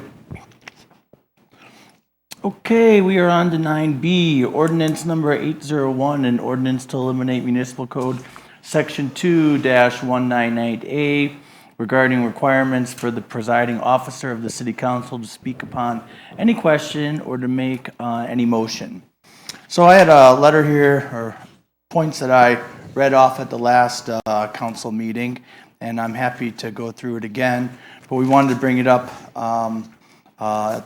the council wanted to bring it up again at this meeting because Wayne, you were the one that originally had the concerns, and frankly, I totally agree with your what I believe is the premise of your concern is that that section is in our code, and we should follow things that are in the code. That's something that we should do, in all aspects of the code, and frankly, we do. I think that's part of the code that for many years has been on the books, but for whatever reason has always been not followed. I can't think of a single situation in 25 years of watching council meetings and planning commission meetings and being mayor and an alderperson where I ever saw that actually used. So I don't think it brings a lot of value to simplify it, and I think the simple solution is to simply eliminate it. And if people have concerns with that, eliminating that section, I'd love to hear what the reasons are.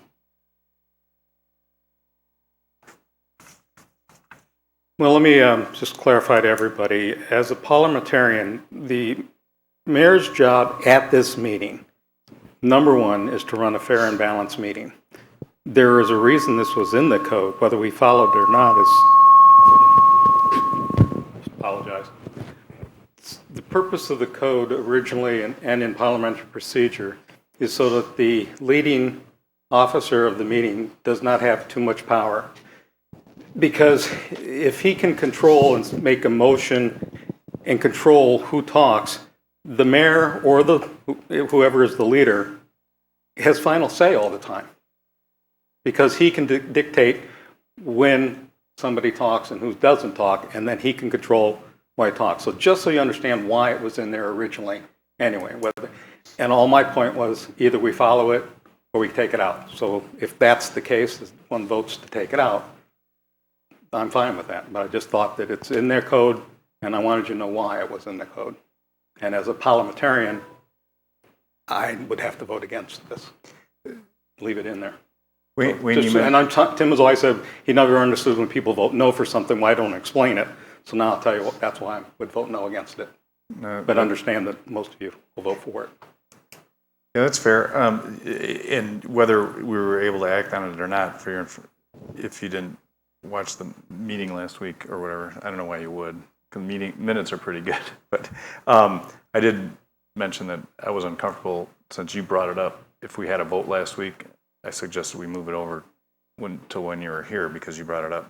You just mentioned that part of the reason is that so that the mayor can't make a motion. I don't.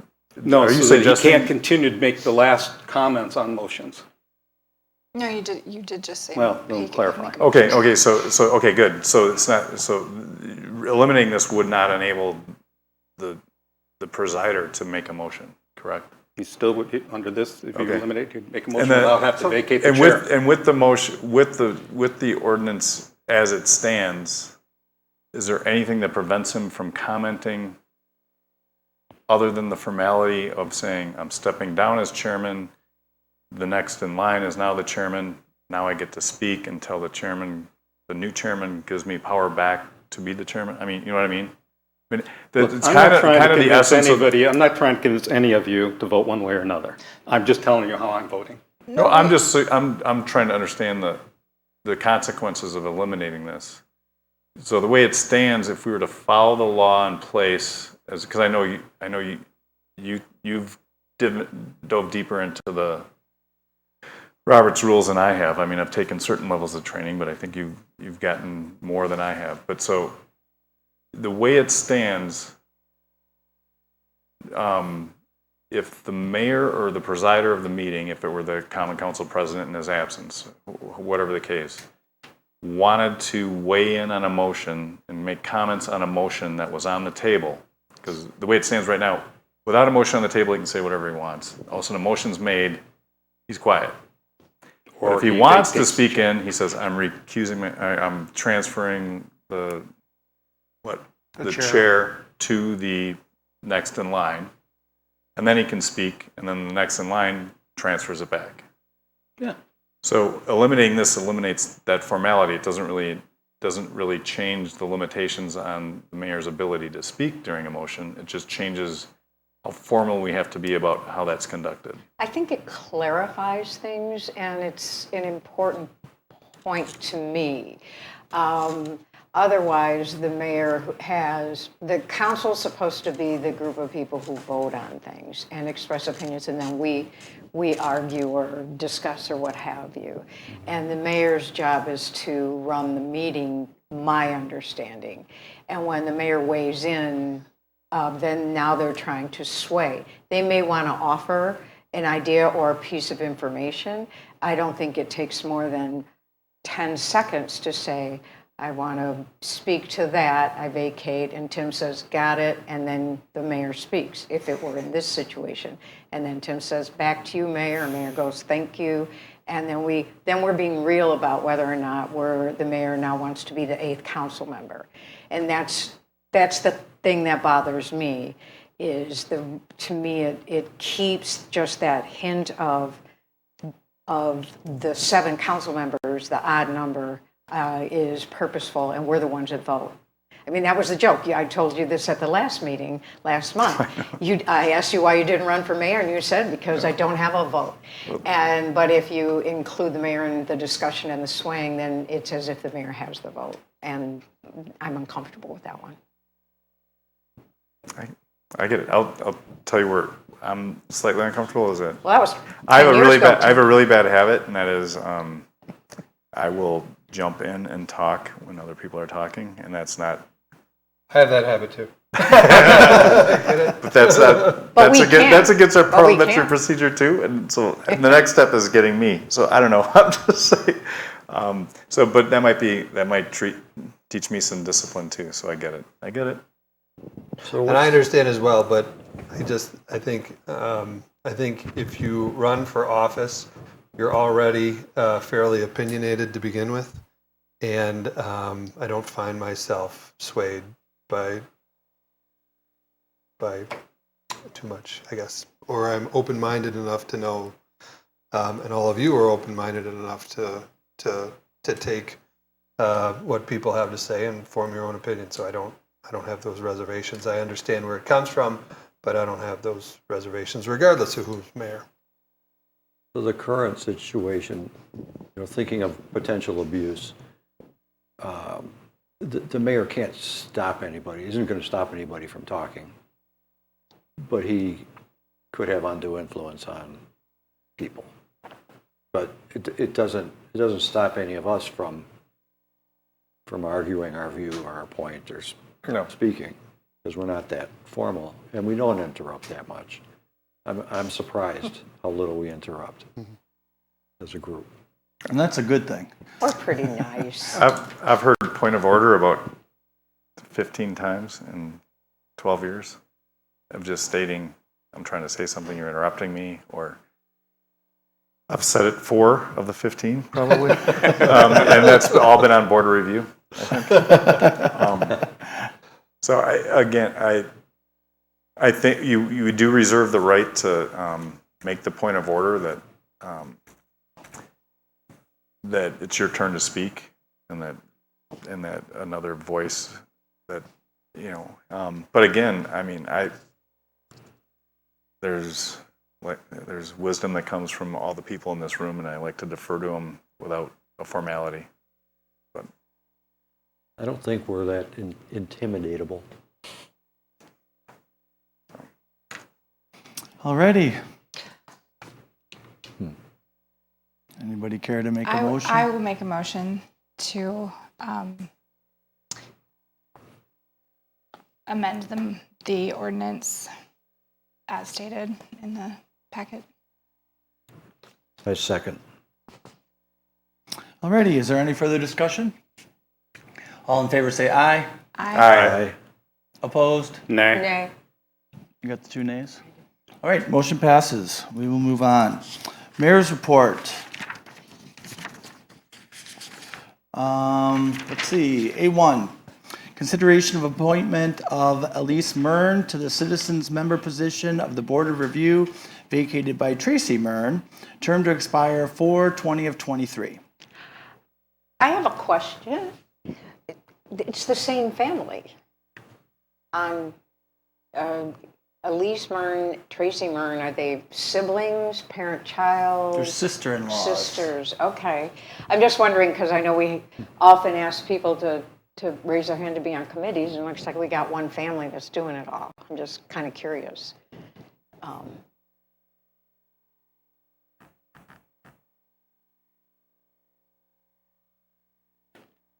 course, no answer. is there any other requests or acceptances for board of review that have been applicants? That There are no other applicants for the Board of Review. We need them. I mean, August is coming up. This is for the alternate position. Yeah, alternate, okay.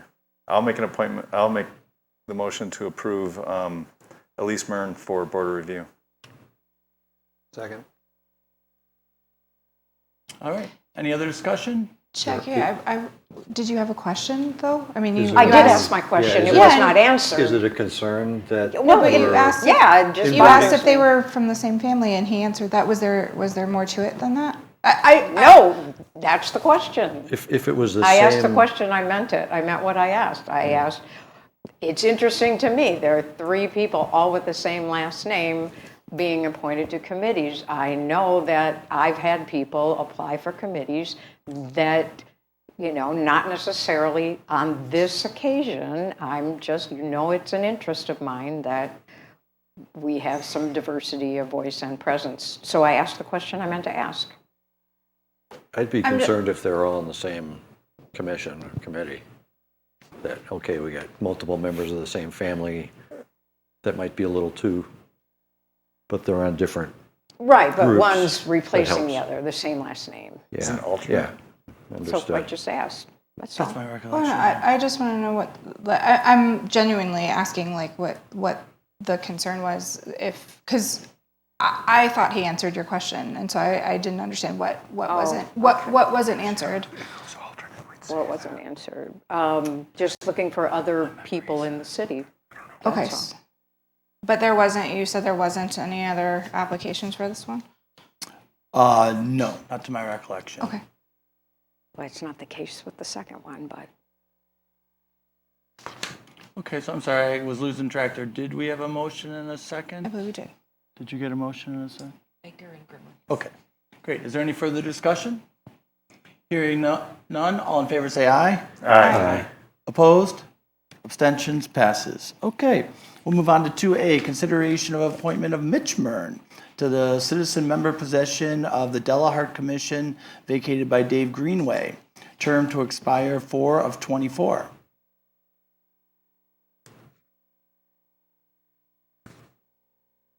I'll make a motion to approve Mitch Mern for Delhart. I'll second. All right, is there any discussion? Hearing none, all in favor say aye. Aye. Opposed? Nay. Abstentions? Passes, 1 nay. And then the last thing I just wanted to mention, and this is for employees only, but we, just a reminder, or to let you know if you weren't aware, we are having an employee appreciation cookout tomorrow. It's sponsored by Tom and I, from 11:30 to 1:30 at the Fish Hatchery Sports Complex. So we're looking forward to doing that tomorrow. We'll move on to number 11, new business. A, consideration of initiating the quiet zone establishment process for the Vedelson Road Railroad crossing as requested by Alderperson Henry. Ms. Henry? Yeah, I just wanted to bring up, so the railroad crossing at Vedelson has now been updated to have the quad rails come down, so on all sides. 4-quadrant The rail 4-quadrant, system. yeah, there Yes. you go. So my understanding is that now we are eligible to apply for a no horn intersection. So I just wanted to find out what the process is to apply for that and if that would be appropriate for the city.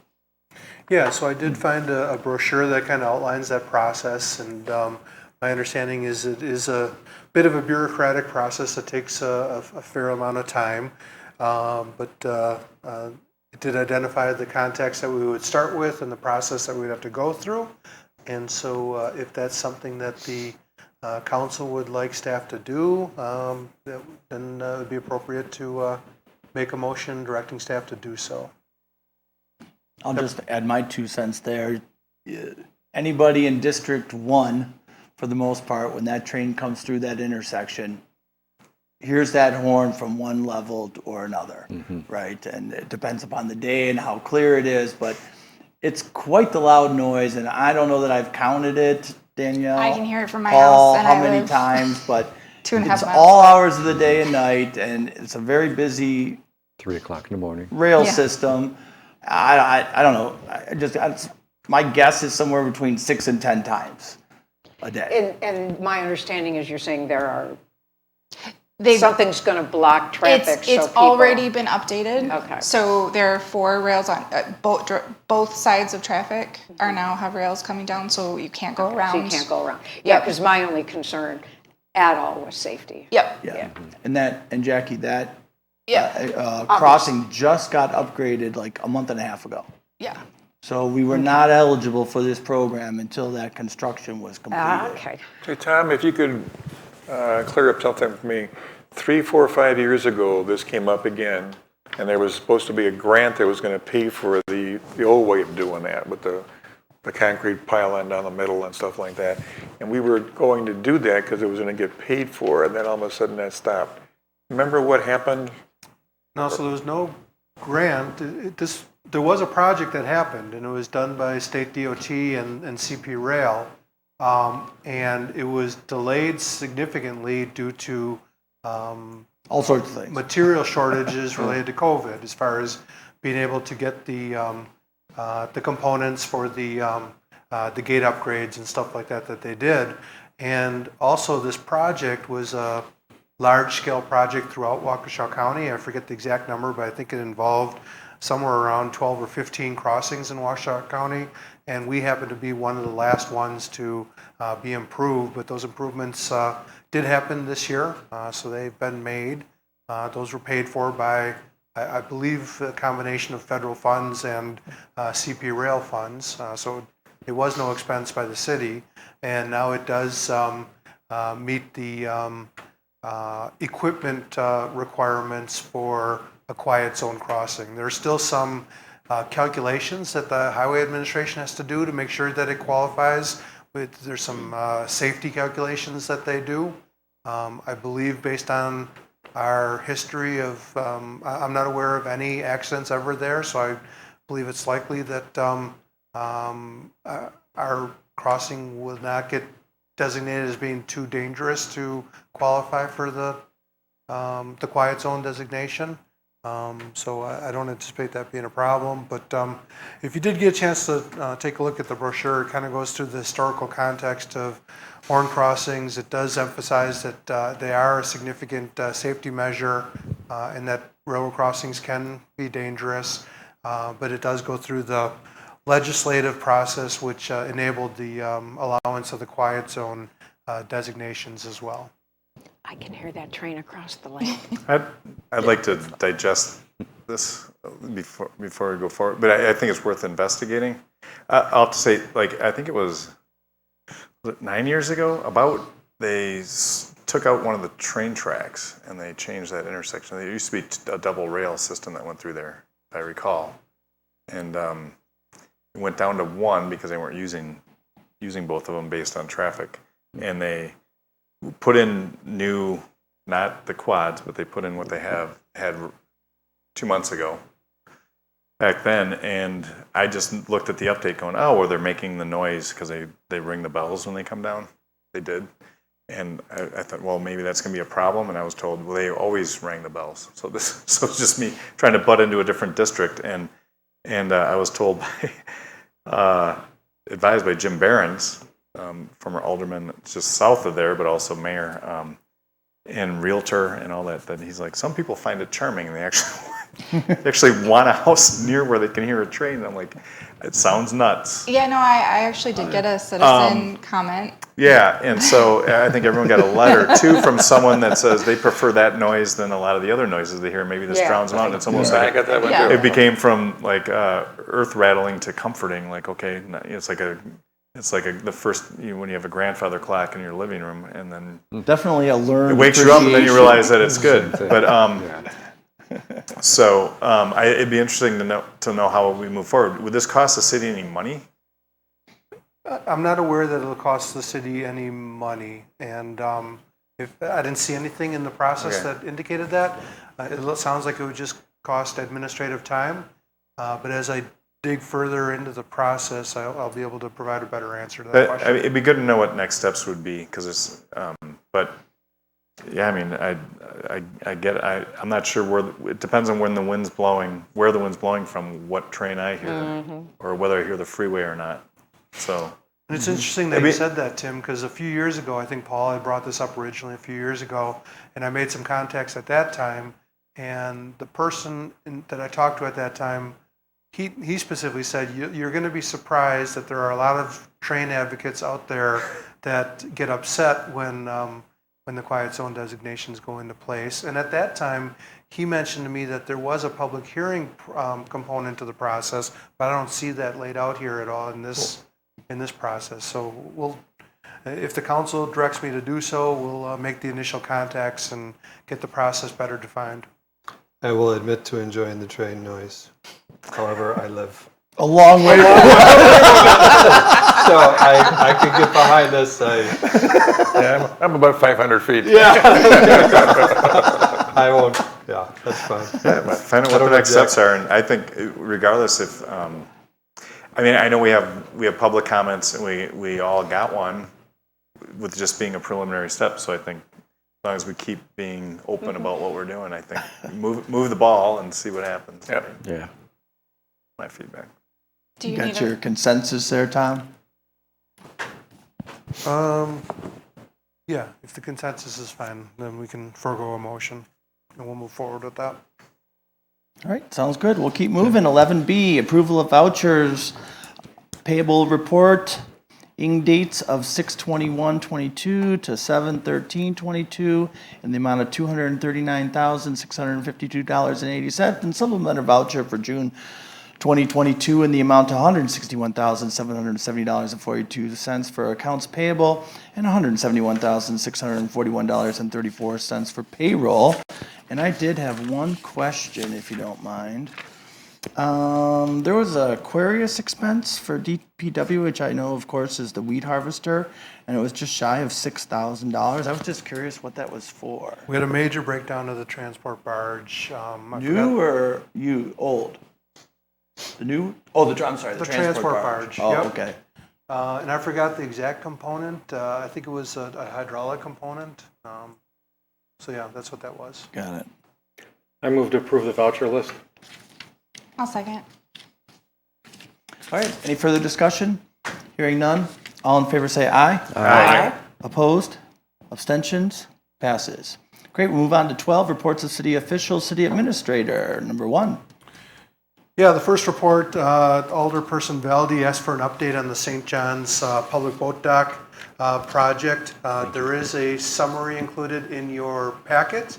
Don't have it up in front of me. I'm going to get to it real quick.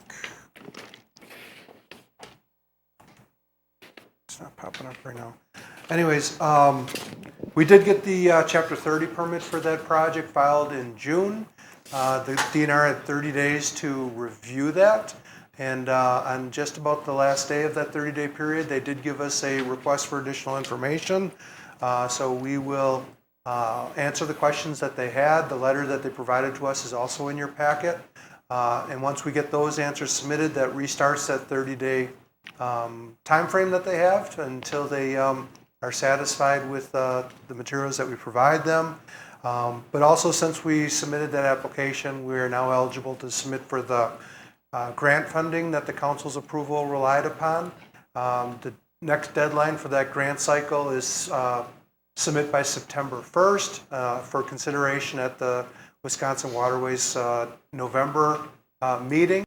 But with all that being said and done, between the grant cycle and the permitting cycle, this is going to be moved to a project considered for this year, and we'll have to move to like a spring installation next year. I don't think that's a bad thing, because if you install in fall, the pier will get almost no use this year, but it'll be exposed to an additional year of winter wear and tear, versus we can have a brand new pier installed next spring and in place for the boating season next year. Any questions on that? Well, I have a couple. On that letter from the DNR, if you're looking on your packet, it's on page 180. There are a lot of questions in there that I don't know when you're submitting all the answers, but I would love to see them. One of them is they ask what alternatives were reviewed for this project. meaning what other places, but we never considered anything else. My concern too in looking at the actual permit application, there are some troublesome answers. For instance, there's a statement in the application that there were 150 riparian signatures in strong support of the pier. But we all know not one of them came from the people in the bay, and it's sort of misleading the DNR, in my opinion, leading them to believe that it's strongly supported. There are a couple of other things. I'll just wait to see if I can be included when you answer these questions, because there are quite a few questions that they had, and we know from the DNR themselves that when they asked for the city to submit a permit application, which originally the city was trying to say we didn't need to do, they had concerns about some of the damage to the spawning grounds, and we've talked about this before, so I won't go into it now, but I'm concerned how we're going to address it, because I didn't see it addressed anywhere in the applications. Yeah, well, just a couple comments on that. It wasn't the city that decided we didn't need a permit originally. It was the DNR that told us we didn't need a permit originally. And then they received some public phone calls encouraging them to require a permit. And that's when they did require the permit. I think we were just talking to different aspects of the DNR. The city approached the one part, and I contacted the freshwater science portion of the DNR with my concerns about the actual health and the impact of all those boats and propellers on delicate ecosystem. Yeah, the city contacted the Waukesha County water regulations expert who issues the Chapter 30, and that expert, their job is to consult with the entire DNR team. And they indicated that they did so when they made the original decision, but then they did change their mind. With regards to alternate sites, my understanding, if I remember right, is Lake Welfare Committee did look at Bleecker Street, and the city of Delafield looked at the dam location originally when we wanted to put that there back more than 10 years ago, and it ended up being a fishing pier because the DNR wouldn't allow a boat pier at that time. So those are two things that I recollect the city looked at as far as alternate options. If I can be kept in the loop on some of these answers that they have here on the questions from the letter. I would look for council direction on that, because staff's intention was to try to get these questions answered in a week or two and get them submitted back to DNR as soon as possible. Would you like us to hold off and bring the answers to the questions back to council next month? Can't just share your stuff in an email, or? And I would look for the council as to what type of, let's say, Jackie, you disagree with what staff says, and where do we stand, and where do we go from there? Well, the Department of Natural Resources will allow the citizens of this area to request a public hearing, which you know we will. Yep. And I would think the city would welcome it.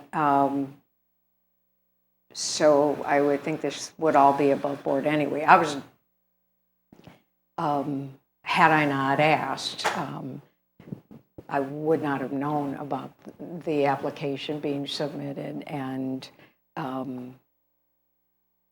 inquired with the DNR before this only appeared on our agenda because I asked it to be there. And so yeah, I think, if we're looking at doing what we seem to be, trying to do, we should do it with our eyes wide open to the impact, not just on the safety of those piers sitting unpoliced and unmonitored and unregulated, to the boat traffic, to everything else. We want to be really thoughtful about this and not just motor ahead. So I think we should talk about it. But I do not believe that the council should be involved in the day-to-day operations of this application process. This is not day-to-day. It is. It is. It absolutely is. It is the. So every day we apply for pier permits? You're talking about operations within a 2-week period. This is going on. You're asking him to stop? No, I'm not asking him to stop at all. I'm just asking him to copy what the answers are to the question that hardly is And what slowing happens anything if you down. don't like, I mean, exactly what he asked you, what happens if you don't like the answers? Does he stop moving forward with it? I don't have that power, you know that. Don't be so hostile. I'm simply asking questions. This is an environmental nightmare, and Okay, I am and it's really all not gonna be happy coming with back it. to us, Excuse and we me? are going to be having a public hearing, as you said. But I have a real problem with you, with saying that we need to be. I have a real issue with the council thinking that they need to be involved in the day-to-day operations of. Jackie, are you of just the asking staff. me to provide you a copy of the answers that we submit to Yeah, DNR? that's all I was Okay. asking. Well, then We- that's fine. We can do that. Okay, thank you. It's for your information. Right, not- that's it. I'm not. for But you council didn't debate. answer his question when he asked what would happen if you don't like the answers. But I think, Danielle, we got it straightened out that Okay. we'll put it together as deemed appropriate by staff and provide Jackie with a copy of what we submit to DNR. That's all I asked. Okay. And can you let us know when the, I'm assuming that the DNR meets as a public entity in a public forum. I mean, can you let us know when the application consideration meetings occur and whether that's open to the public or not? Are you talking about the public hearing on the permit, or are you talking about the funding?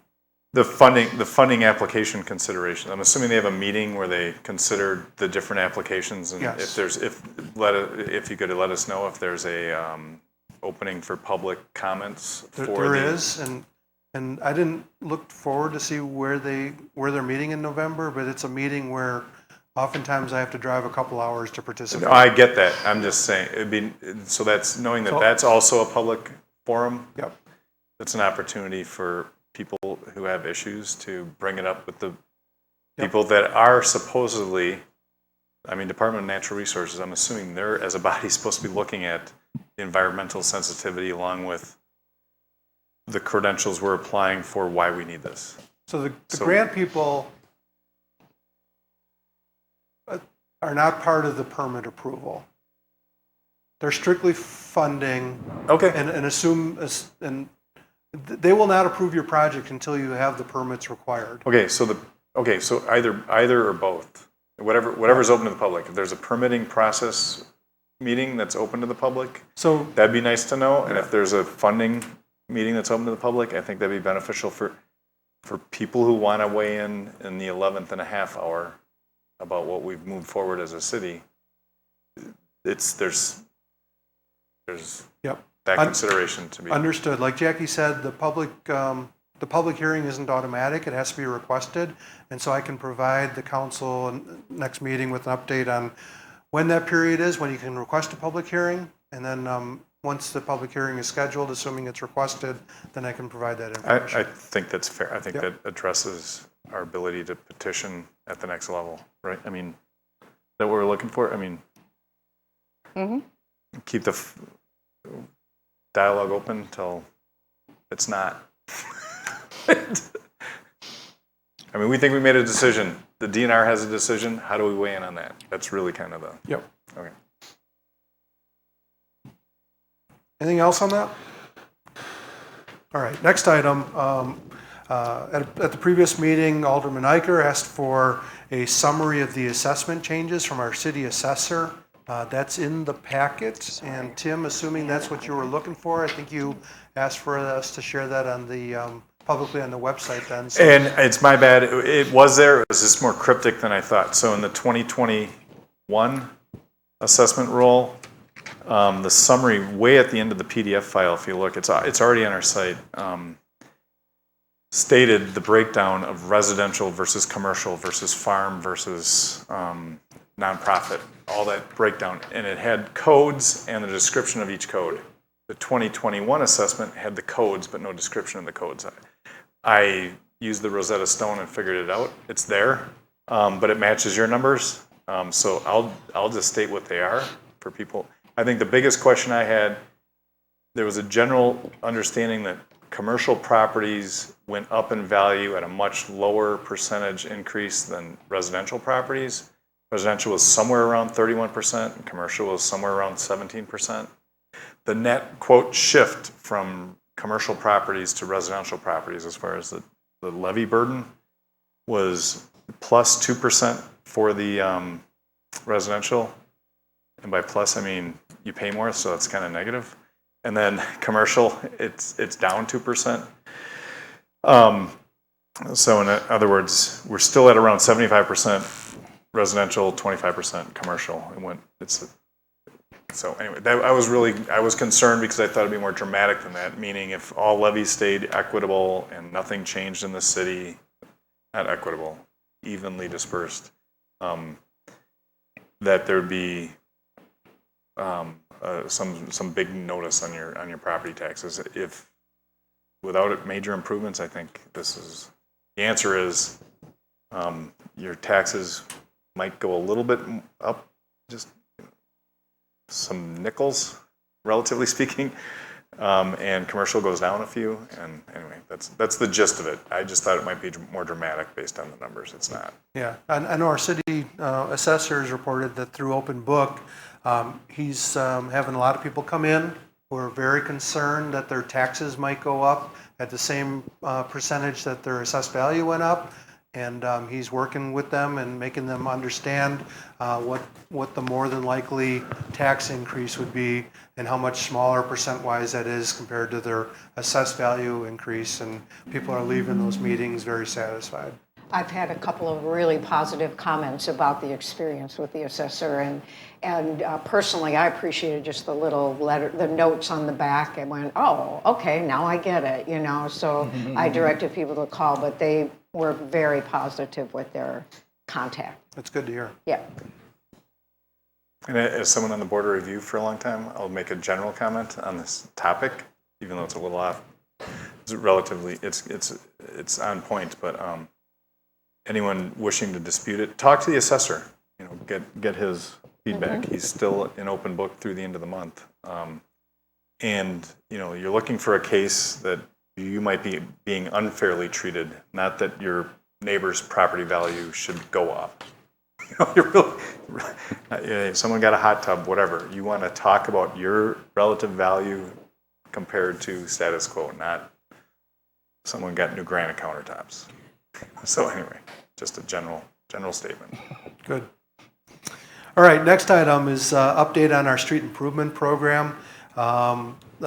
The work on Mill Road has been completed. It turned out very nice.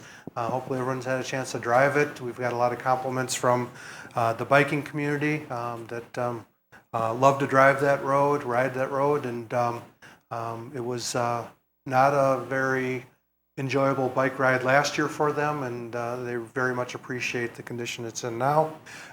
There is an update in your packet that talks about the other work that's been complete to date. But as far as moving forward, we are working on Oneida Street this week. It is actually 4 inches of asphalt, not 5 inches of new asphalt, as was mentioned during citizens' comments. The first lift of that asphalt will go on later this week. That'll be the first 2.5 inches, with the final course, the last 1.5 inches going on next week. We have been having issues with residents trying to give direction to the contractor on the job that we've had to address. We are aware of concerns with regards to drainage and whatnot. What's out there right now is not finished grade. Finished grade will be done later this week before the initial paving. That's Oneida Street. We will also be working on the Evelyn Avenue path this week. That leaves the Nagawicka Road Path project will also kick off this week, and that is about a 4-week project as far as putting that path in. And then lastly, Heritage Drive and Sun Valley Road are both going to be repaved, and that is starting next week. And that's about 3 weeks of work on those 2 projects, with most of that work being done at night to not disturb the daytime traffic and business in the area. Any questions on that? So our drainage on Oneida is going to be okay? Is that? I talked with our project engineer at SEH and asked him to make sure he works with Susie, and he indicated that he thought there was some misunderstanding about which structures were sanitary structures and which ones were storm structures. Gotcha. And again, he emphasized that what's out there right now is not finished grade, it's just a rough grade. Okay. And they very much do take into consideration drainage, and they don't in all cases just simply raise the road 4 inches. There is a bid quantity for removal of material where it's necessary to maintain existing drainage patterns. So they very much do take a look at that. And I asked him if there's any, after working with Susie, if there's any concerns to get me involved, and I can help address the situation. Lastly, two last items. First of all, we did make a new hire. We hired a lady named Corey McNeil, who will be joining our firm, our staff, and she will essentially be doing. Are you moving on, Tom? Are you thinking about the firm you're going to? I mean, that was not slip. Long night. Yeah. She'll be joining us really to take the place that Sally used to do for us. We couldn't find another contractor, so we identified the option of direct hire. She will be working on average about 20 hours a month, so it's not a real significant amount of time, but she's greatly needed right now. We're struggling as a staff with some absences and things like that, and we look forward to bringing her on board and getting her involved.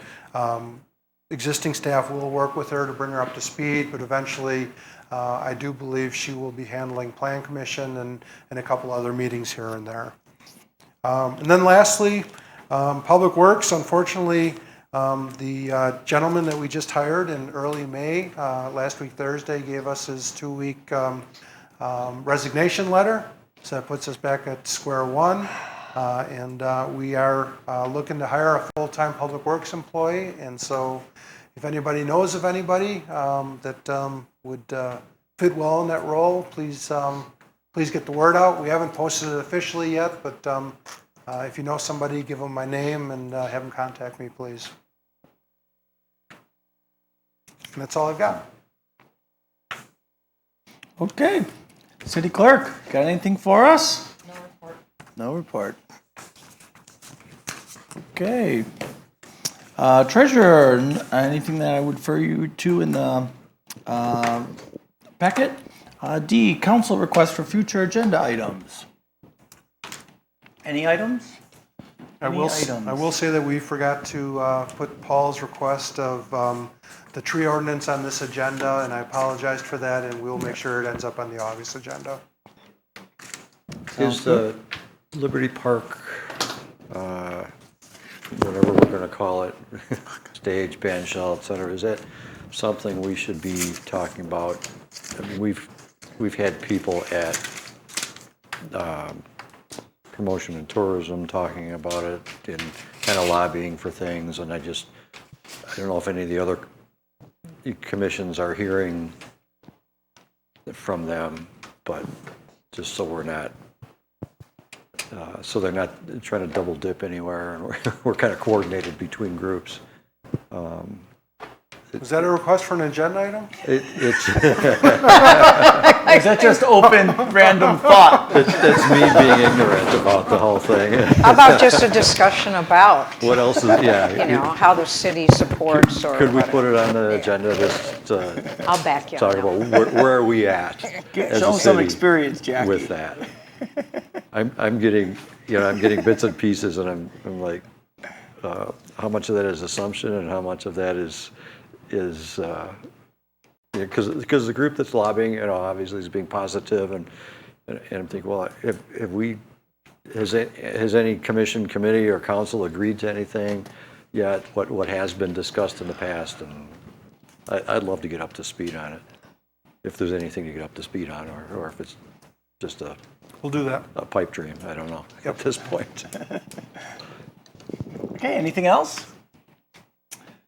Seeing nothing else, we'll move on to item number 13, adjournment. Seeing no further business, we are now adjourned at 9:24 p.m. Thank you, everyone. Have a good night.